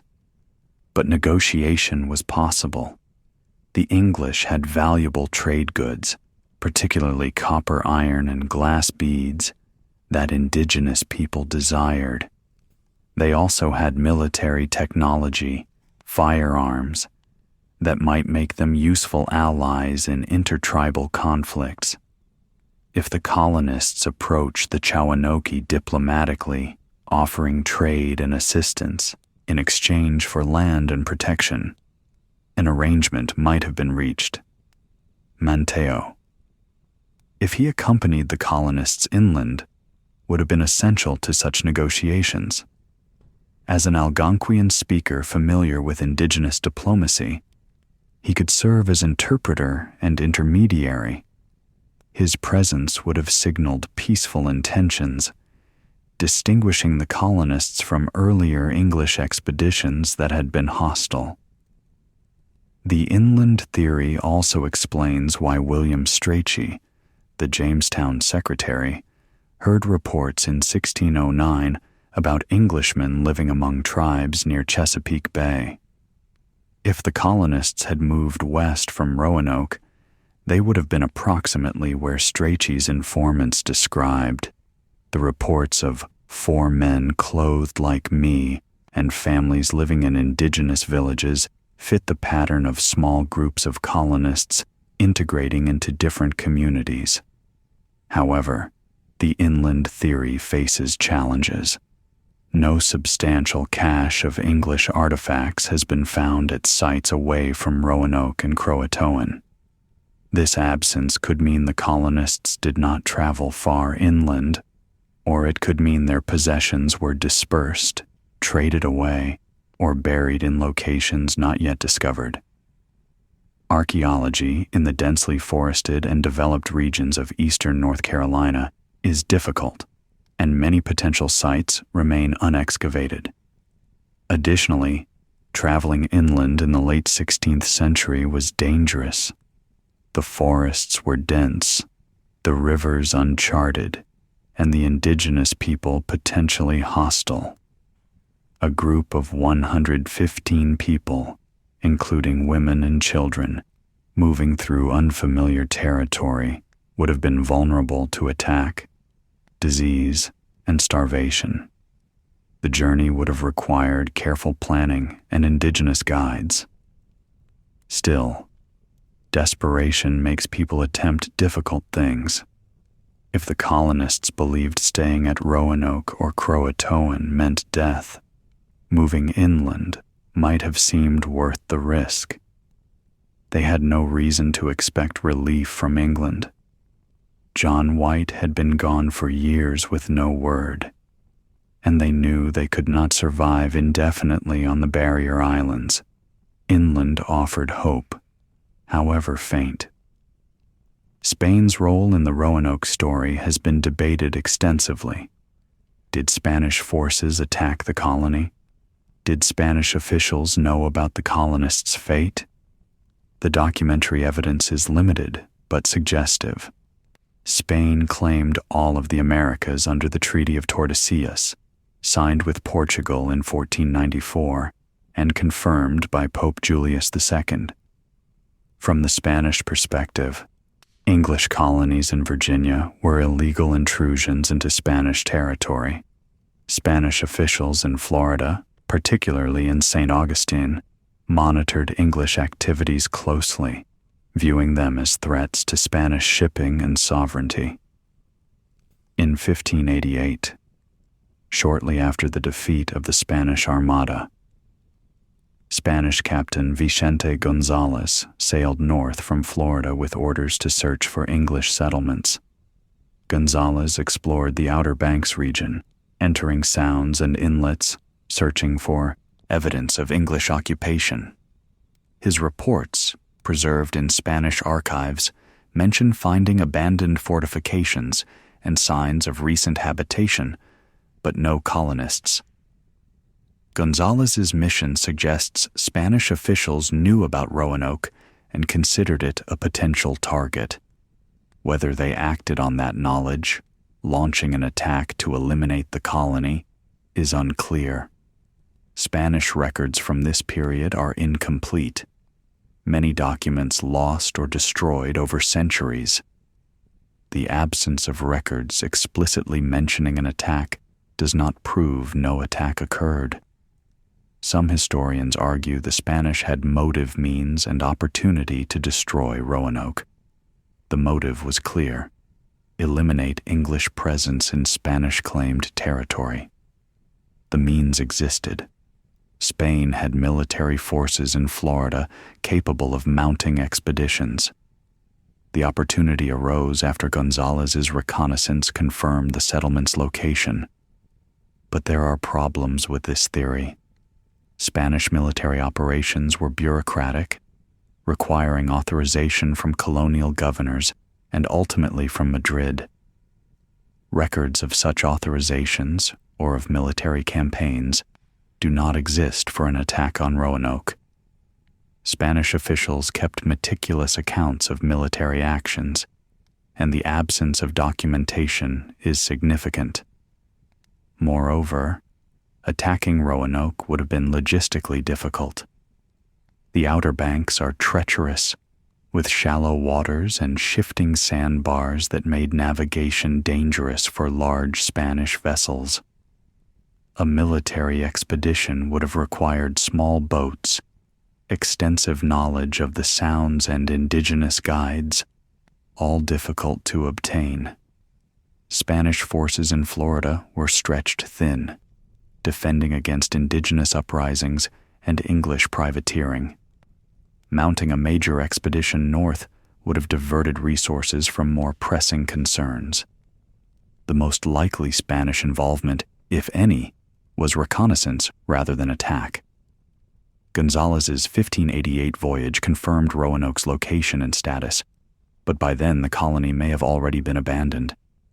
If the colonists left in 1587 or early 1588, before Gonzalez arrived, he would have found exactly what he reported: empty fortifications and no people.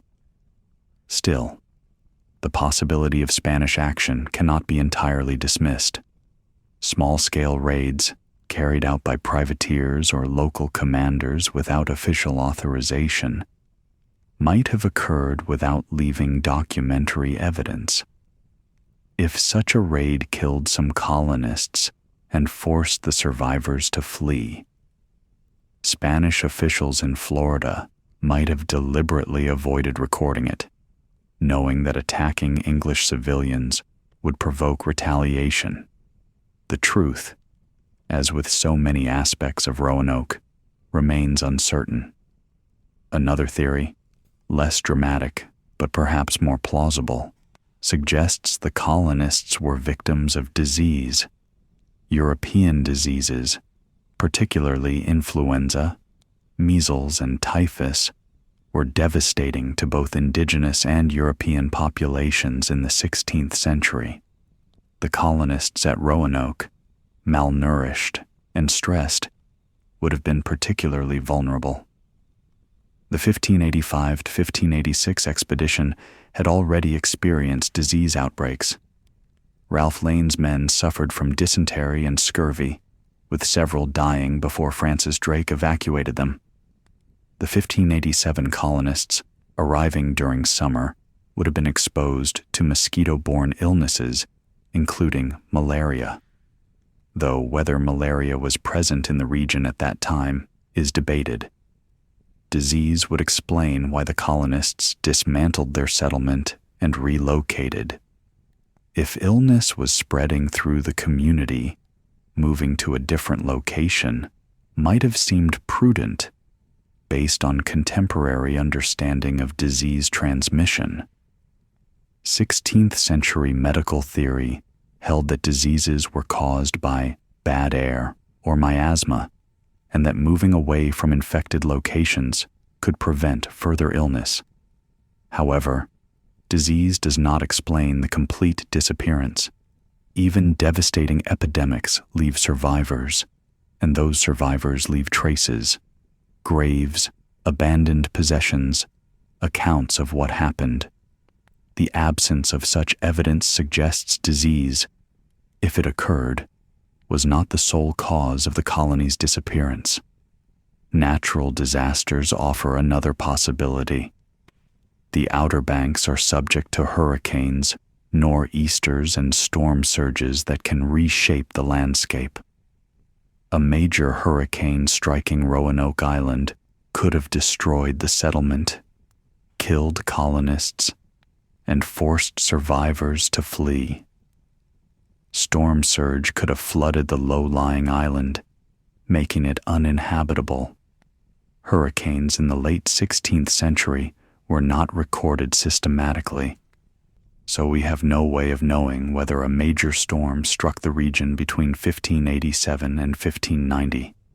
However, the dismantling of houses and the carved message suggest an orderly departure, not panic flight from natural disaster. If a hurricane had destroyed the settlement, the colonists would not have had time to carve detailed messages or carefully disassemble buildings. Drought is another environmental factor. Tree ring studies of ancient cypress trees in the region indicate that the late 1580s experienced severe drought conditions, among the worst in 800 years. Drought would have caused crop failures, reduced fish populations, and depleted freshwater sources. Both the colonists and indigenous communities would have struggled to find food. Under drought conditions, indigenous people might have been unwilling or unable to trade food with the English. The colonists, lacking sufficient provisions, would have faced starvation.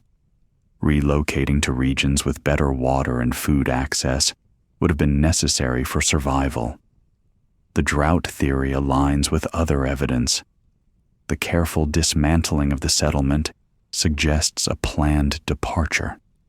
The destination, Croatoan or inland sites, would have been chosen based on resource availability, and the timing, sometime between 1587 and 1590, coincides with the worst years of the drought. The darkest theories involve violence. According to some accounts, the colonists were killed, either by indigenous people, Spanish forces, or fellow English settlers.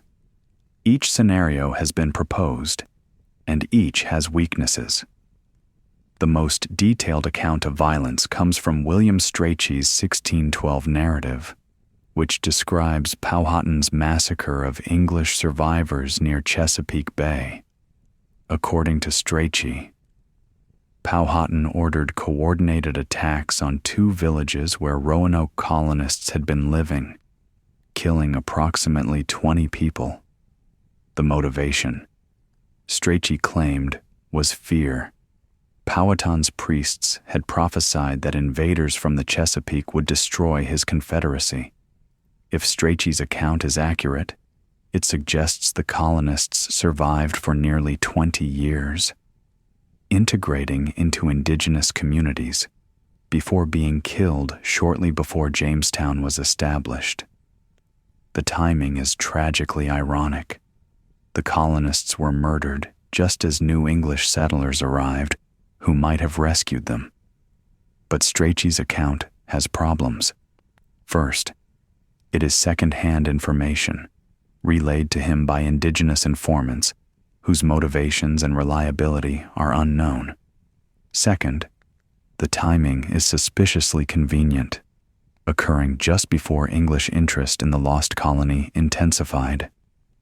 Third, no archaeological evidence supports a massacre at the described locations.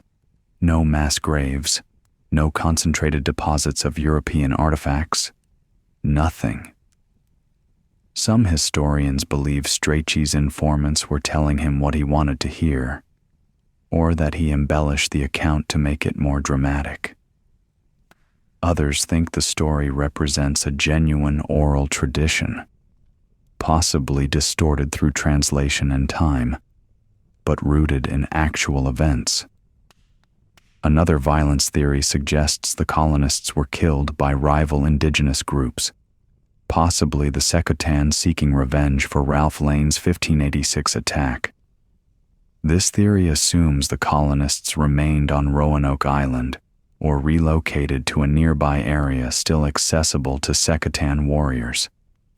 A coordinated attack could have overwhelmed the colonists, killed most of them, and forced survivors to flee or be captured. However, this theory struggles to explain the carved message and the orderly dismantling of the settlement. If the colonists were under imminent attack, they would not have taken time to carve detailed messages or carefully remove building materials. The evidence suggests a planned departure, not a panicked flight from violence. A third violence theory, rarely discussed in popular accounts, involves internal conflict among the colonists themselves. Groups under extreme stress often fracture, with factions forming around different leaders or survival strategies. If disagreements arose about whether to stay or leave, or where to relocate, violence might have erupted.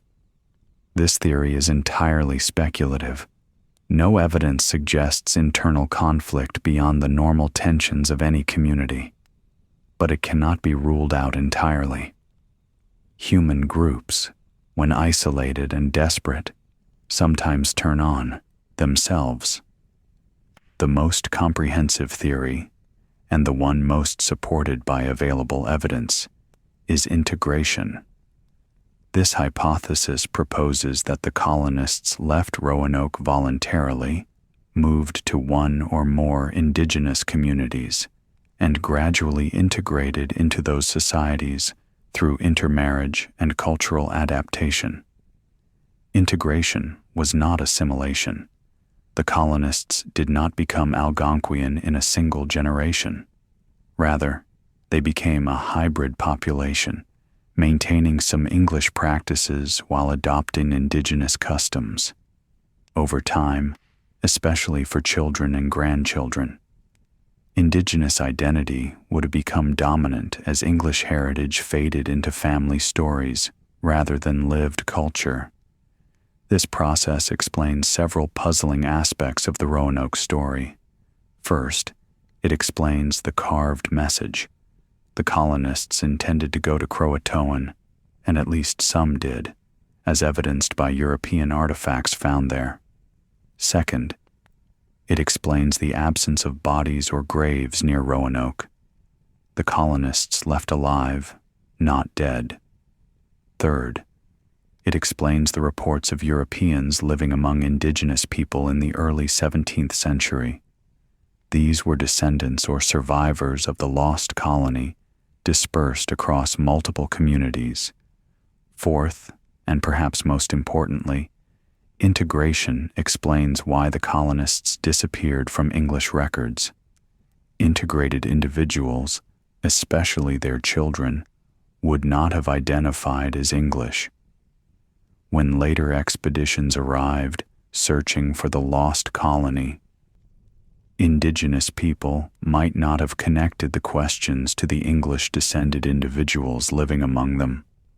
A woman of mixed English, Algonquian heritage, raised speaking Algonquian languages and practicing Algonquian customs, would not necessarily recognize herself in descriptions of lost English colonists. The integration hypothesis is supported by genetic evidence, though that evidence is not conclusive. Studies of Native American populations in North Carolina have found European genetic markers, particularly among the Lumbee people. Some researchers interpret this as proof of Roanoke ancestry. Others argue the European markers could come from later colonial contact, making it impossible to isolate Roanoke-specific lineages. Oral traditions among indigenous communities also support integration. Multiple tribes in North Carolina have stories about ancestors who were different, lighter-skinned, with European features, but who were fully integrated tribal members. These traditions, passed down through generations, suggest that integration occurred and that descendants remained within indigenous communities. The integration hypothesis also aligns with what we know about colonial indigenous relations in other contexts. Intermarriage between Europeans and indigenous people was common throughout the Americas, creating mestizo populations in Spanish colonies and Métis populations in French colonies. English colonies were generally more resistant to intermarriage, viewing it as degradation. But isolated English individuals often integrated into indigenous societies when circumstances demanded. For the Roanoke colonists, integration was probably not a choice, but a necessity. Surrounded by indigenous people who controlled resources, isolated from English support and facing starvation, the colonists had few options. Integration meant survival. Remaining separate meant death. Over time, integration would have become not just survival strategy, but lived reality. English colonists who married indigenous spouses, learned indigenous languages, and participated in indigenous ceremonies would have gradually adopted indigenous identities. Their children, especially, would have had little connection to England, a place they had never seen, a culture they knew only through parents' stories. The truth about Roanoke, if a single truth exists, is probably more complex than any single theory can capture. The colonists likely did multiple things. Some went to Croatoan, some moved inland, some died of disease or violence, some integrated, while others resisted. The colony did not disappear in a single event, but dispersed gradually, breaking into smaller groups that followed different survival strategies. This complexity frustrates those seeking definitive answers. We want to know what happened, but history rarely offers such clarity. Human events are messy, driven by dozens of individual decisions, shaped by circumstances beyond anyone's control, and documented imperfectly, if at all. What we can say with confidence is this: the Roanoke colonists, faced with impossible circumstances, made choices. Some choices worked, some failed, and the consequences of those choices echoed through generations. shaping the history of English colonization in North America and the fate of indigenous people who encountered it. The Lost Colony was not lost in the sense of being misplaced. It was lost in the sense of being transformed beyond recognition, absorbed into histories that are not primarily English, and therefore invisible to those looking only at English records.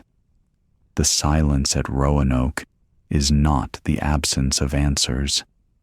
It is the presence of histories we have not yet learned to hear. The classroom is quiet, except for the scratch of pencils on paper. 28 fifth graders bend over their desks, writing essays about the Lost Colony of Roanoke. The assignment is simple. What do you think happened to the colonists? The teacher walks between rows, reading over shoulders. One student has written that the colonists were abducted by aliens. Another suggests they were eaten by sea monsters.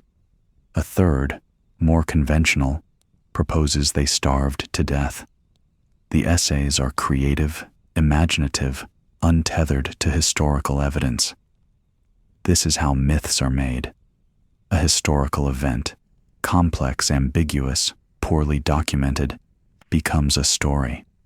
The story is told and retold, simplified with each iteration, until the original facts are buried under layers of interpretation.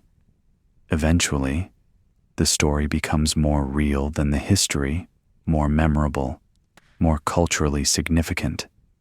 The Lost Colony has become American mythology. It appears in textbooks, tourist brochures, and television shows. It is referenced in political speeches and invoked in discussions about American identity. The colonists, 115 individuals about whom we know very little, have been transformed into symbols representing courage or tragedy or the price of ambition, depending on who is telling the story. But mythology is not history, and the gap between what we imagine happened at Roanoke and what actually happened has grown so wide that bridging it may be impossible. We have created a lost colony in our collective imagination, and that imagined colony is more powerful than any collection of facts could be. This is the final chapter, not the solution to the mystery, but the examination of why the mystery matters, how it has been remembered, and what it reveals about the people doing the remembering. The story of Roanoke cannot be separated from the story of Jamestown. The two colonies are linked, not just chronologically, but symbolically. Roanoke failed, Jamestown survived, and that survival, barely achieved, constantly threatened, became the foundation for English America. When the Jamestown colonists arrived in 1607, they carried the memory of Roanoke like a warning. They knew about the disappearance, they knew about the hardships, and they were determined not to repeat the same mistakes. Captain John Smith, who would later become the colony's leader, explicitly referenced Roanoke in his writings, using it as an example of what not to do.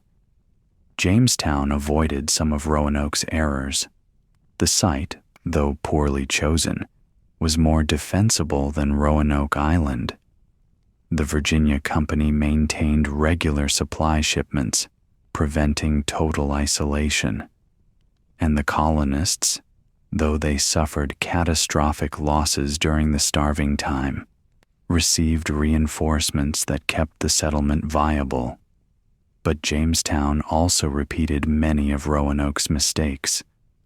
The colonists alienated indigenous people through arrogance and violence.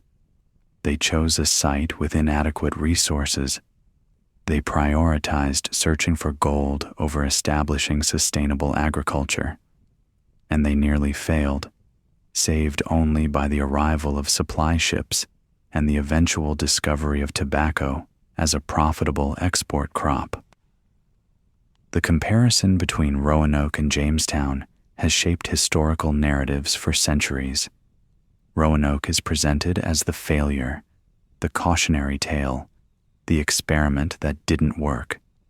Jamestown is the success, the beginning of English America, the foundation of the United States. This binary is misleading. Jamestown succeeded only by the narrowest definition. The colony survived, but at tremendous cost. Hundreds of colonists died in the early years.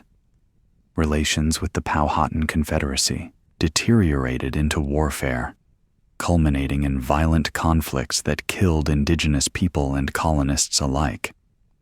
The colony's economic model, plantation agriculture based on tobacco, required vast land acquisitions, displacing indigenous communities and eventually leading to African slavery. If success means survival, then yes, Jamestown succeeded where Roanoke failed. But if success is measured by human cost, environmental impact, and long-term consequences, the distinction becomes less clear.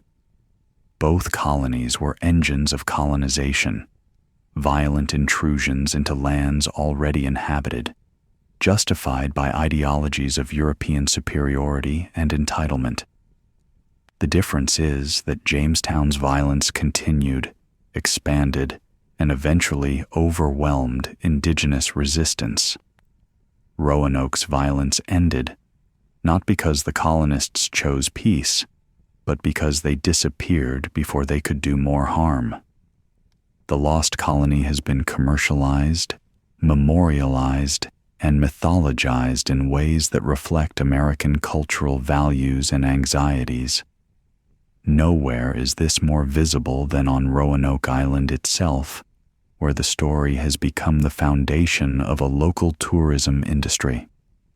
The most prominent commemoration is the Lost Colony outdoor drama, written by Paul Green and first performed in 1937. The play, staged annually in an amphitheater on Roanoke Island, tells a romanticized version of the colony's story. The colonists are portrayed as heroic pioneers, brave families seeking freedom in a new land. The indigenous people are depicted sympathetically, but simplistically. Noble savages who help the English, but ultimately fail to prevent tragedy. The play has been performed for over 80 years, attracting millions of visitors. It has become part of North Carolina's cultural identity, referenced in state promotional materials and taught in schools. For many Americans, the Lost Colony drama is their primary exposure to the historical event, shaping their understanding of what happened. But the play takes significant liberties with history. It invents dialogue, creates composite characters, and imagines motivations that are not supported by documentary evidence. Most problematically, it presents a sanitized version of colonization, downplaying the violence, exploitation, and cultural destruction that characterized English expansion into indigenous territories. Modern productions of the Lost Colony have attempted to address these criticisms, adding content about indigenous perspectives and revising scenes that portrayed Native Americans stereotypically. But the fundamental structure, a story about brave English colonists facing mysterious disappearance, remains unchanged. The play serves tourism, not historical accuracy. Roanoke Island, now part of North Carolina's Outer Banks, has built an economy around the Lost Colony story. Shops sell Lost Colony merchandise.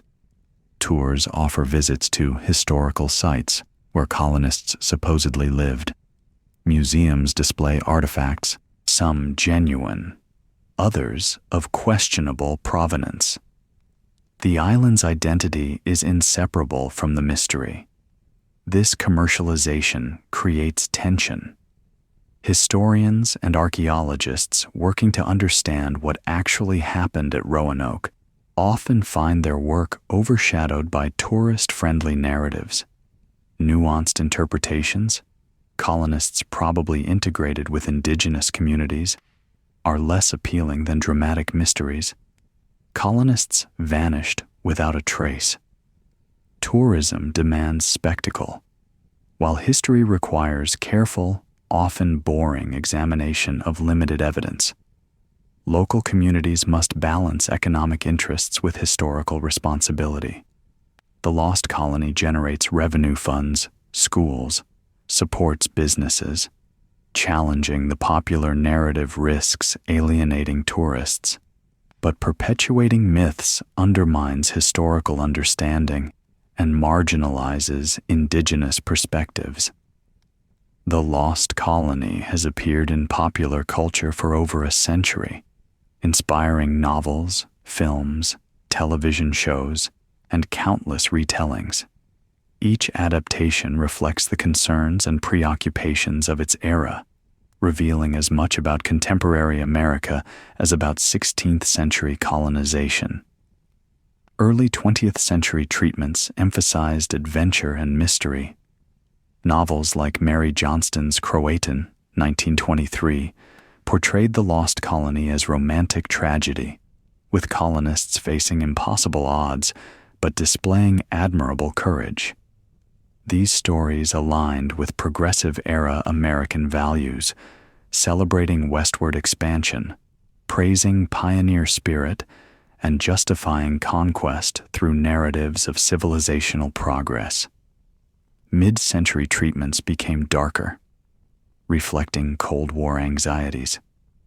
The 1950s and 1960s saw Roanoke stories that emphasized isolation, paranoia, and the fragility of civilization. In these versions, the colonists' disappearance represented existential threats: nuclear annihilation, communist infiltration, societal collapse. The Lost Colony became a metaphor for American vulnerability. Late 20th century and contemporary treatments often invoke supernatural explanations. The 2015 American Horror Story season titled Roanoke depicted ghosts, witches, and demons, transforming historical mystery into horror entertainment. These versions abandon any pretense of historical accuracy, using Roanoke as aesthetic backdrop for genre storytelling. Each adaptation makes choices about what to emphasize. Some focus on John White's grief, portraying him as a tragic figure abandoned by circumstances. Others center Virginia Dare, the first English child born in America, imagining her life and fate. Still others foreground indigenous characters, particularly Manteo, exploring colonization from native perspectives. These choices matter because they shape public understanding. Most Americans encounter Roanoke through popular culture rather than academic history. What they learn, accurate or not, becomes the truth they carry. When that truth erases indigenous people, romanticizes colonization, or treats disappearance as supernatural rather than historical, it distorts our collective memory. Some recent treatments have tried to balance entertainment with responsibility. Novels like Lee Miller's Roanoke, Solving the Mystery of the Lost Colony, 2001, combine historical research with accessible narrative, presenting evidence-based theories while acknowledging uncertainty. These works demonstrate that popular history can be both engaging and accurate, but they remain less visible than sensationalized versions. For indigenous communities in North Carolina, the Lost Colony is not a mystery. It is part of their history, remembered through oral traditions, integrated into tribal narratives, and understood as one episode in the long story of European colonization. The Lumbee people, a Native American tribe with approximately 60,000 members, maintain traditions about connections to Roanoke colonists, According to Lumbee oral history, some colonists integrated into their communities, intermarried, and became ancestors of modern Lumbee people. These traditions are supported by linguistic evidence. The Lumbee historically spoke a dialect containing English words, and by surnames common among Lumbee people that match names of Roanoke colonists. However, establishing definitive genealogical links is difficult. Lumbee history is complex, involving not just possible Roanoke connections, but also documented contact with later English settlers, interaction with other indigenous tribes, and survival through centuries of colonization, disease, and cultural disruption. Isolating Roanoke-specific ancestry from this broader history is nearly impossible with current methods. Still, Lumbee traditions deserve respect. Oral histories, dismissed by some academic historians as unreliable, are legitimate forms of knowledge transmission. Indigenous communities have preserved accurate historical information for centuries through oral tradition, and dismissing those traditions simply because they do not conform to Western documentary standards is a form of epistemic colonization. Other indigenous communities in the region, including descendants of Croatoan and other Algonquian peoples, have their own perspectives on Roanoke. For them, the colony represents the beginning of a catastrophic process that would eventually destroy their societies. The colonists themselves may have integrated or disappeared, but the colonization they represented continued, bringing disease, warfare, land theft, and cultural genocide. From indigenous perspectives, focusing on what happened to the colonists misses the larger story: what happened to indigenous people because of colonization. The Roanoke colonists numbered barely over 100. The indigenous population of the region numbered in the tens of thousands. Yet historical narratives center English experiences while marginalizing indigenous suffering. When we ask, "What happened to the lost colony?" we are asking the wrong question. The right question is, what did colonization do to the people who were already here? The answer to that question is well documented and horrifying. Disease epidemics killed approximately 90% of indigenous people in the Americas between 1500 and 1650. Survivors faced violence, enslavement, forced relocation, and systematic cultural destruction. By the early 19th century, indigenous societies that had thrived for millennia were shattered, their populations decimated, their lands stolen, their cultures suppressed. The Lost Colony is a footnote in that story, one small group among thousands of Europeans who participated in colonization. That we remember Roanoke, but forget the Secatan, the Croatoan, the Choanoke, and dozens of other tribes reveals whose stories we value and whose we discard. Modern archaeology has provided some answers about Roanoke, but it has also revealed how much remains unknown. Excavations continue, employing increasingly sophisticated techniques, ground-penetrating radar chemical analysis of soils, digital mapping, to search for evidence. The most significant recent archaeological work has focused on two sites: Hatteras Island, formerly Croatoan, and Site X in Bertie County. Both have yielded European artifacts from the late 16th century, confirming that colonists or their possessions reached these locations.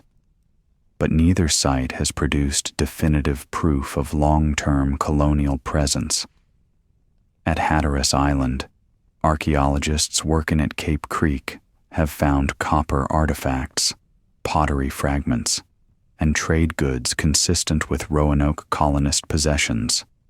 The artifacts are scattered, not concentrated, suggesting they were deposited over time rather than in a single event. This pattern supports the integration theory, colonists living among Croatoan people, using and trading European goods, gradually dispersing.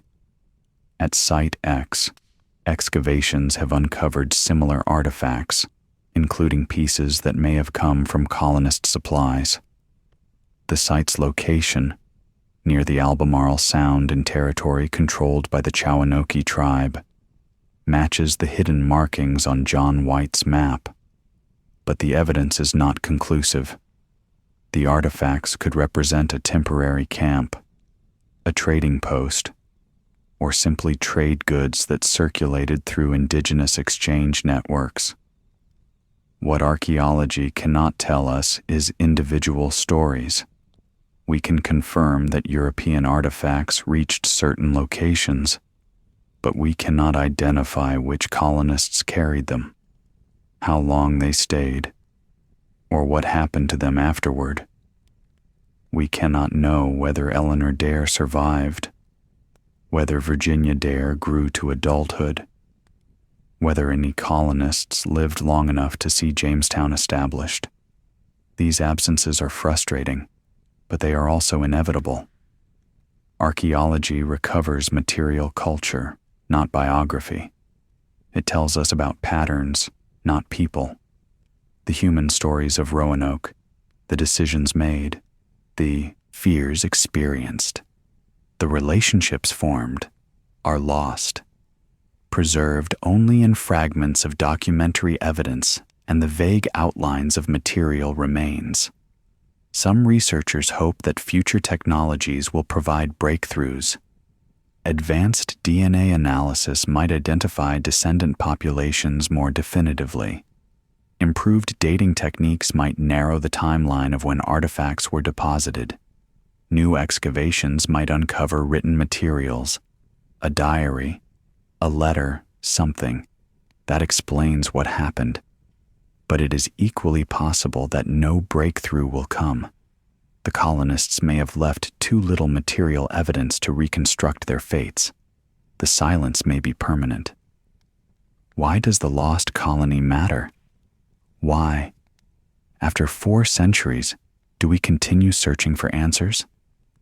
Part of the answer is simple curiosity.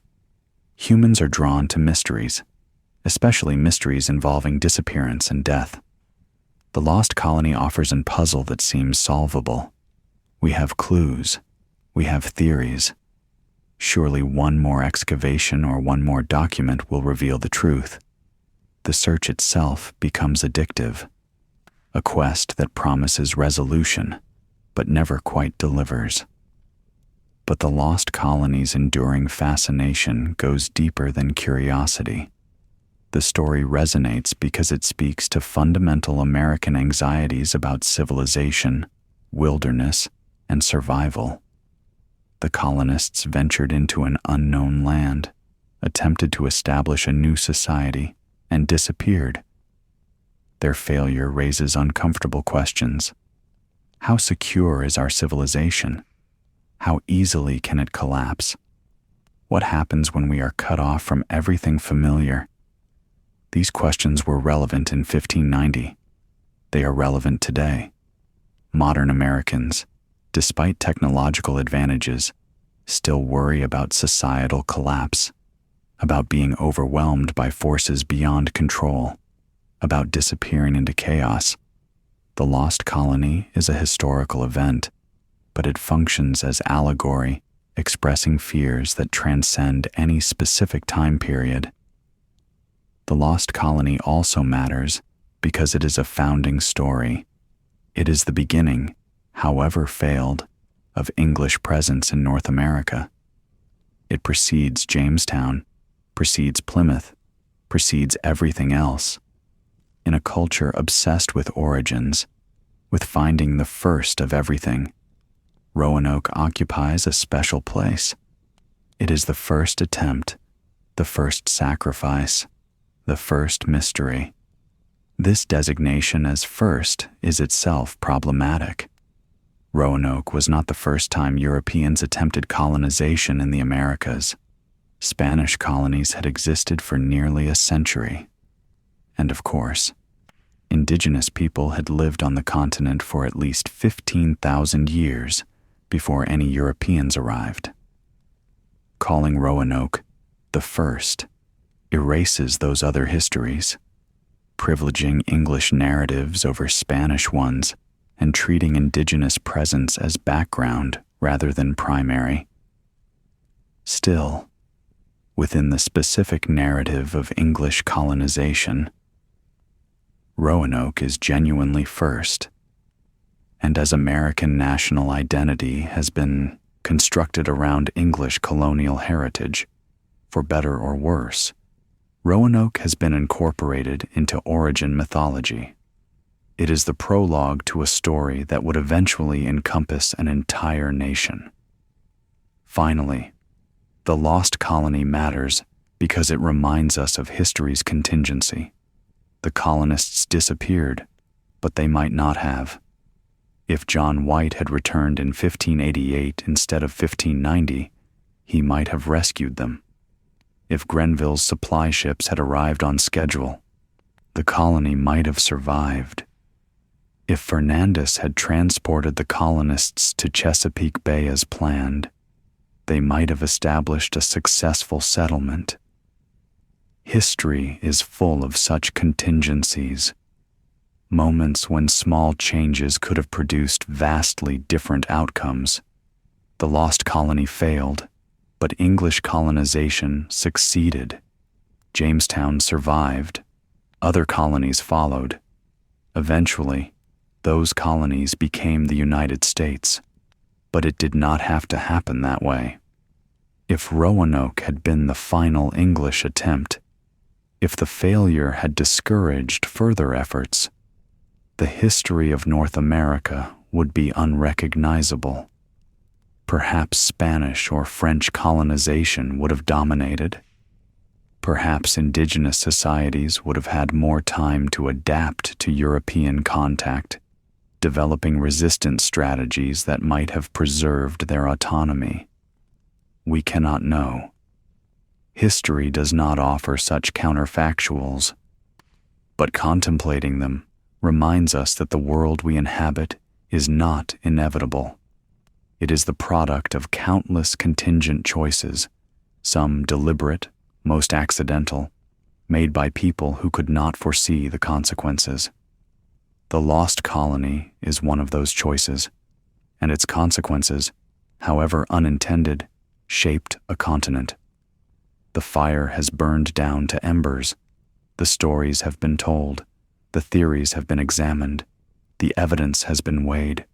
And still, the silence remains. We do not know what happened to the lost colony. We may never know. The colonists disappeared into history, their fates obscured by time, limited evidence, and the complexity of human events that defy simple explanation. But perhaps not knowing is itself meaningful. The silence at Roanoke is not just an absence of answers. It is a presence, a reminder that history has limits, that some stories are lost, that past lives can only be partially recovered. The colonists who sailed to Roanoke in 1587 were real people. They had names, faces, histories. They loved, feared, hoped, suffered. They made choices under impossible circumstances.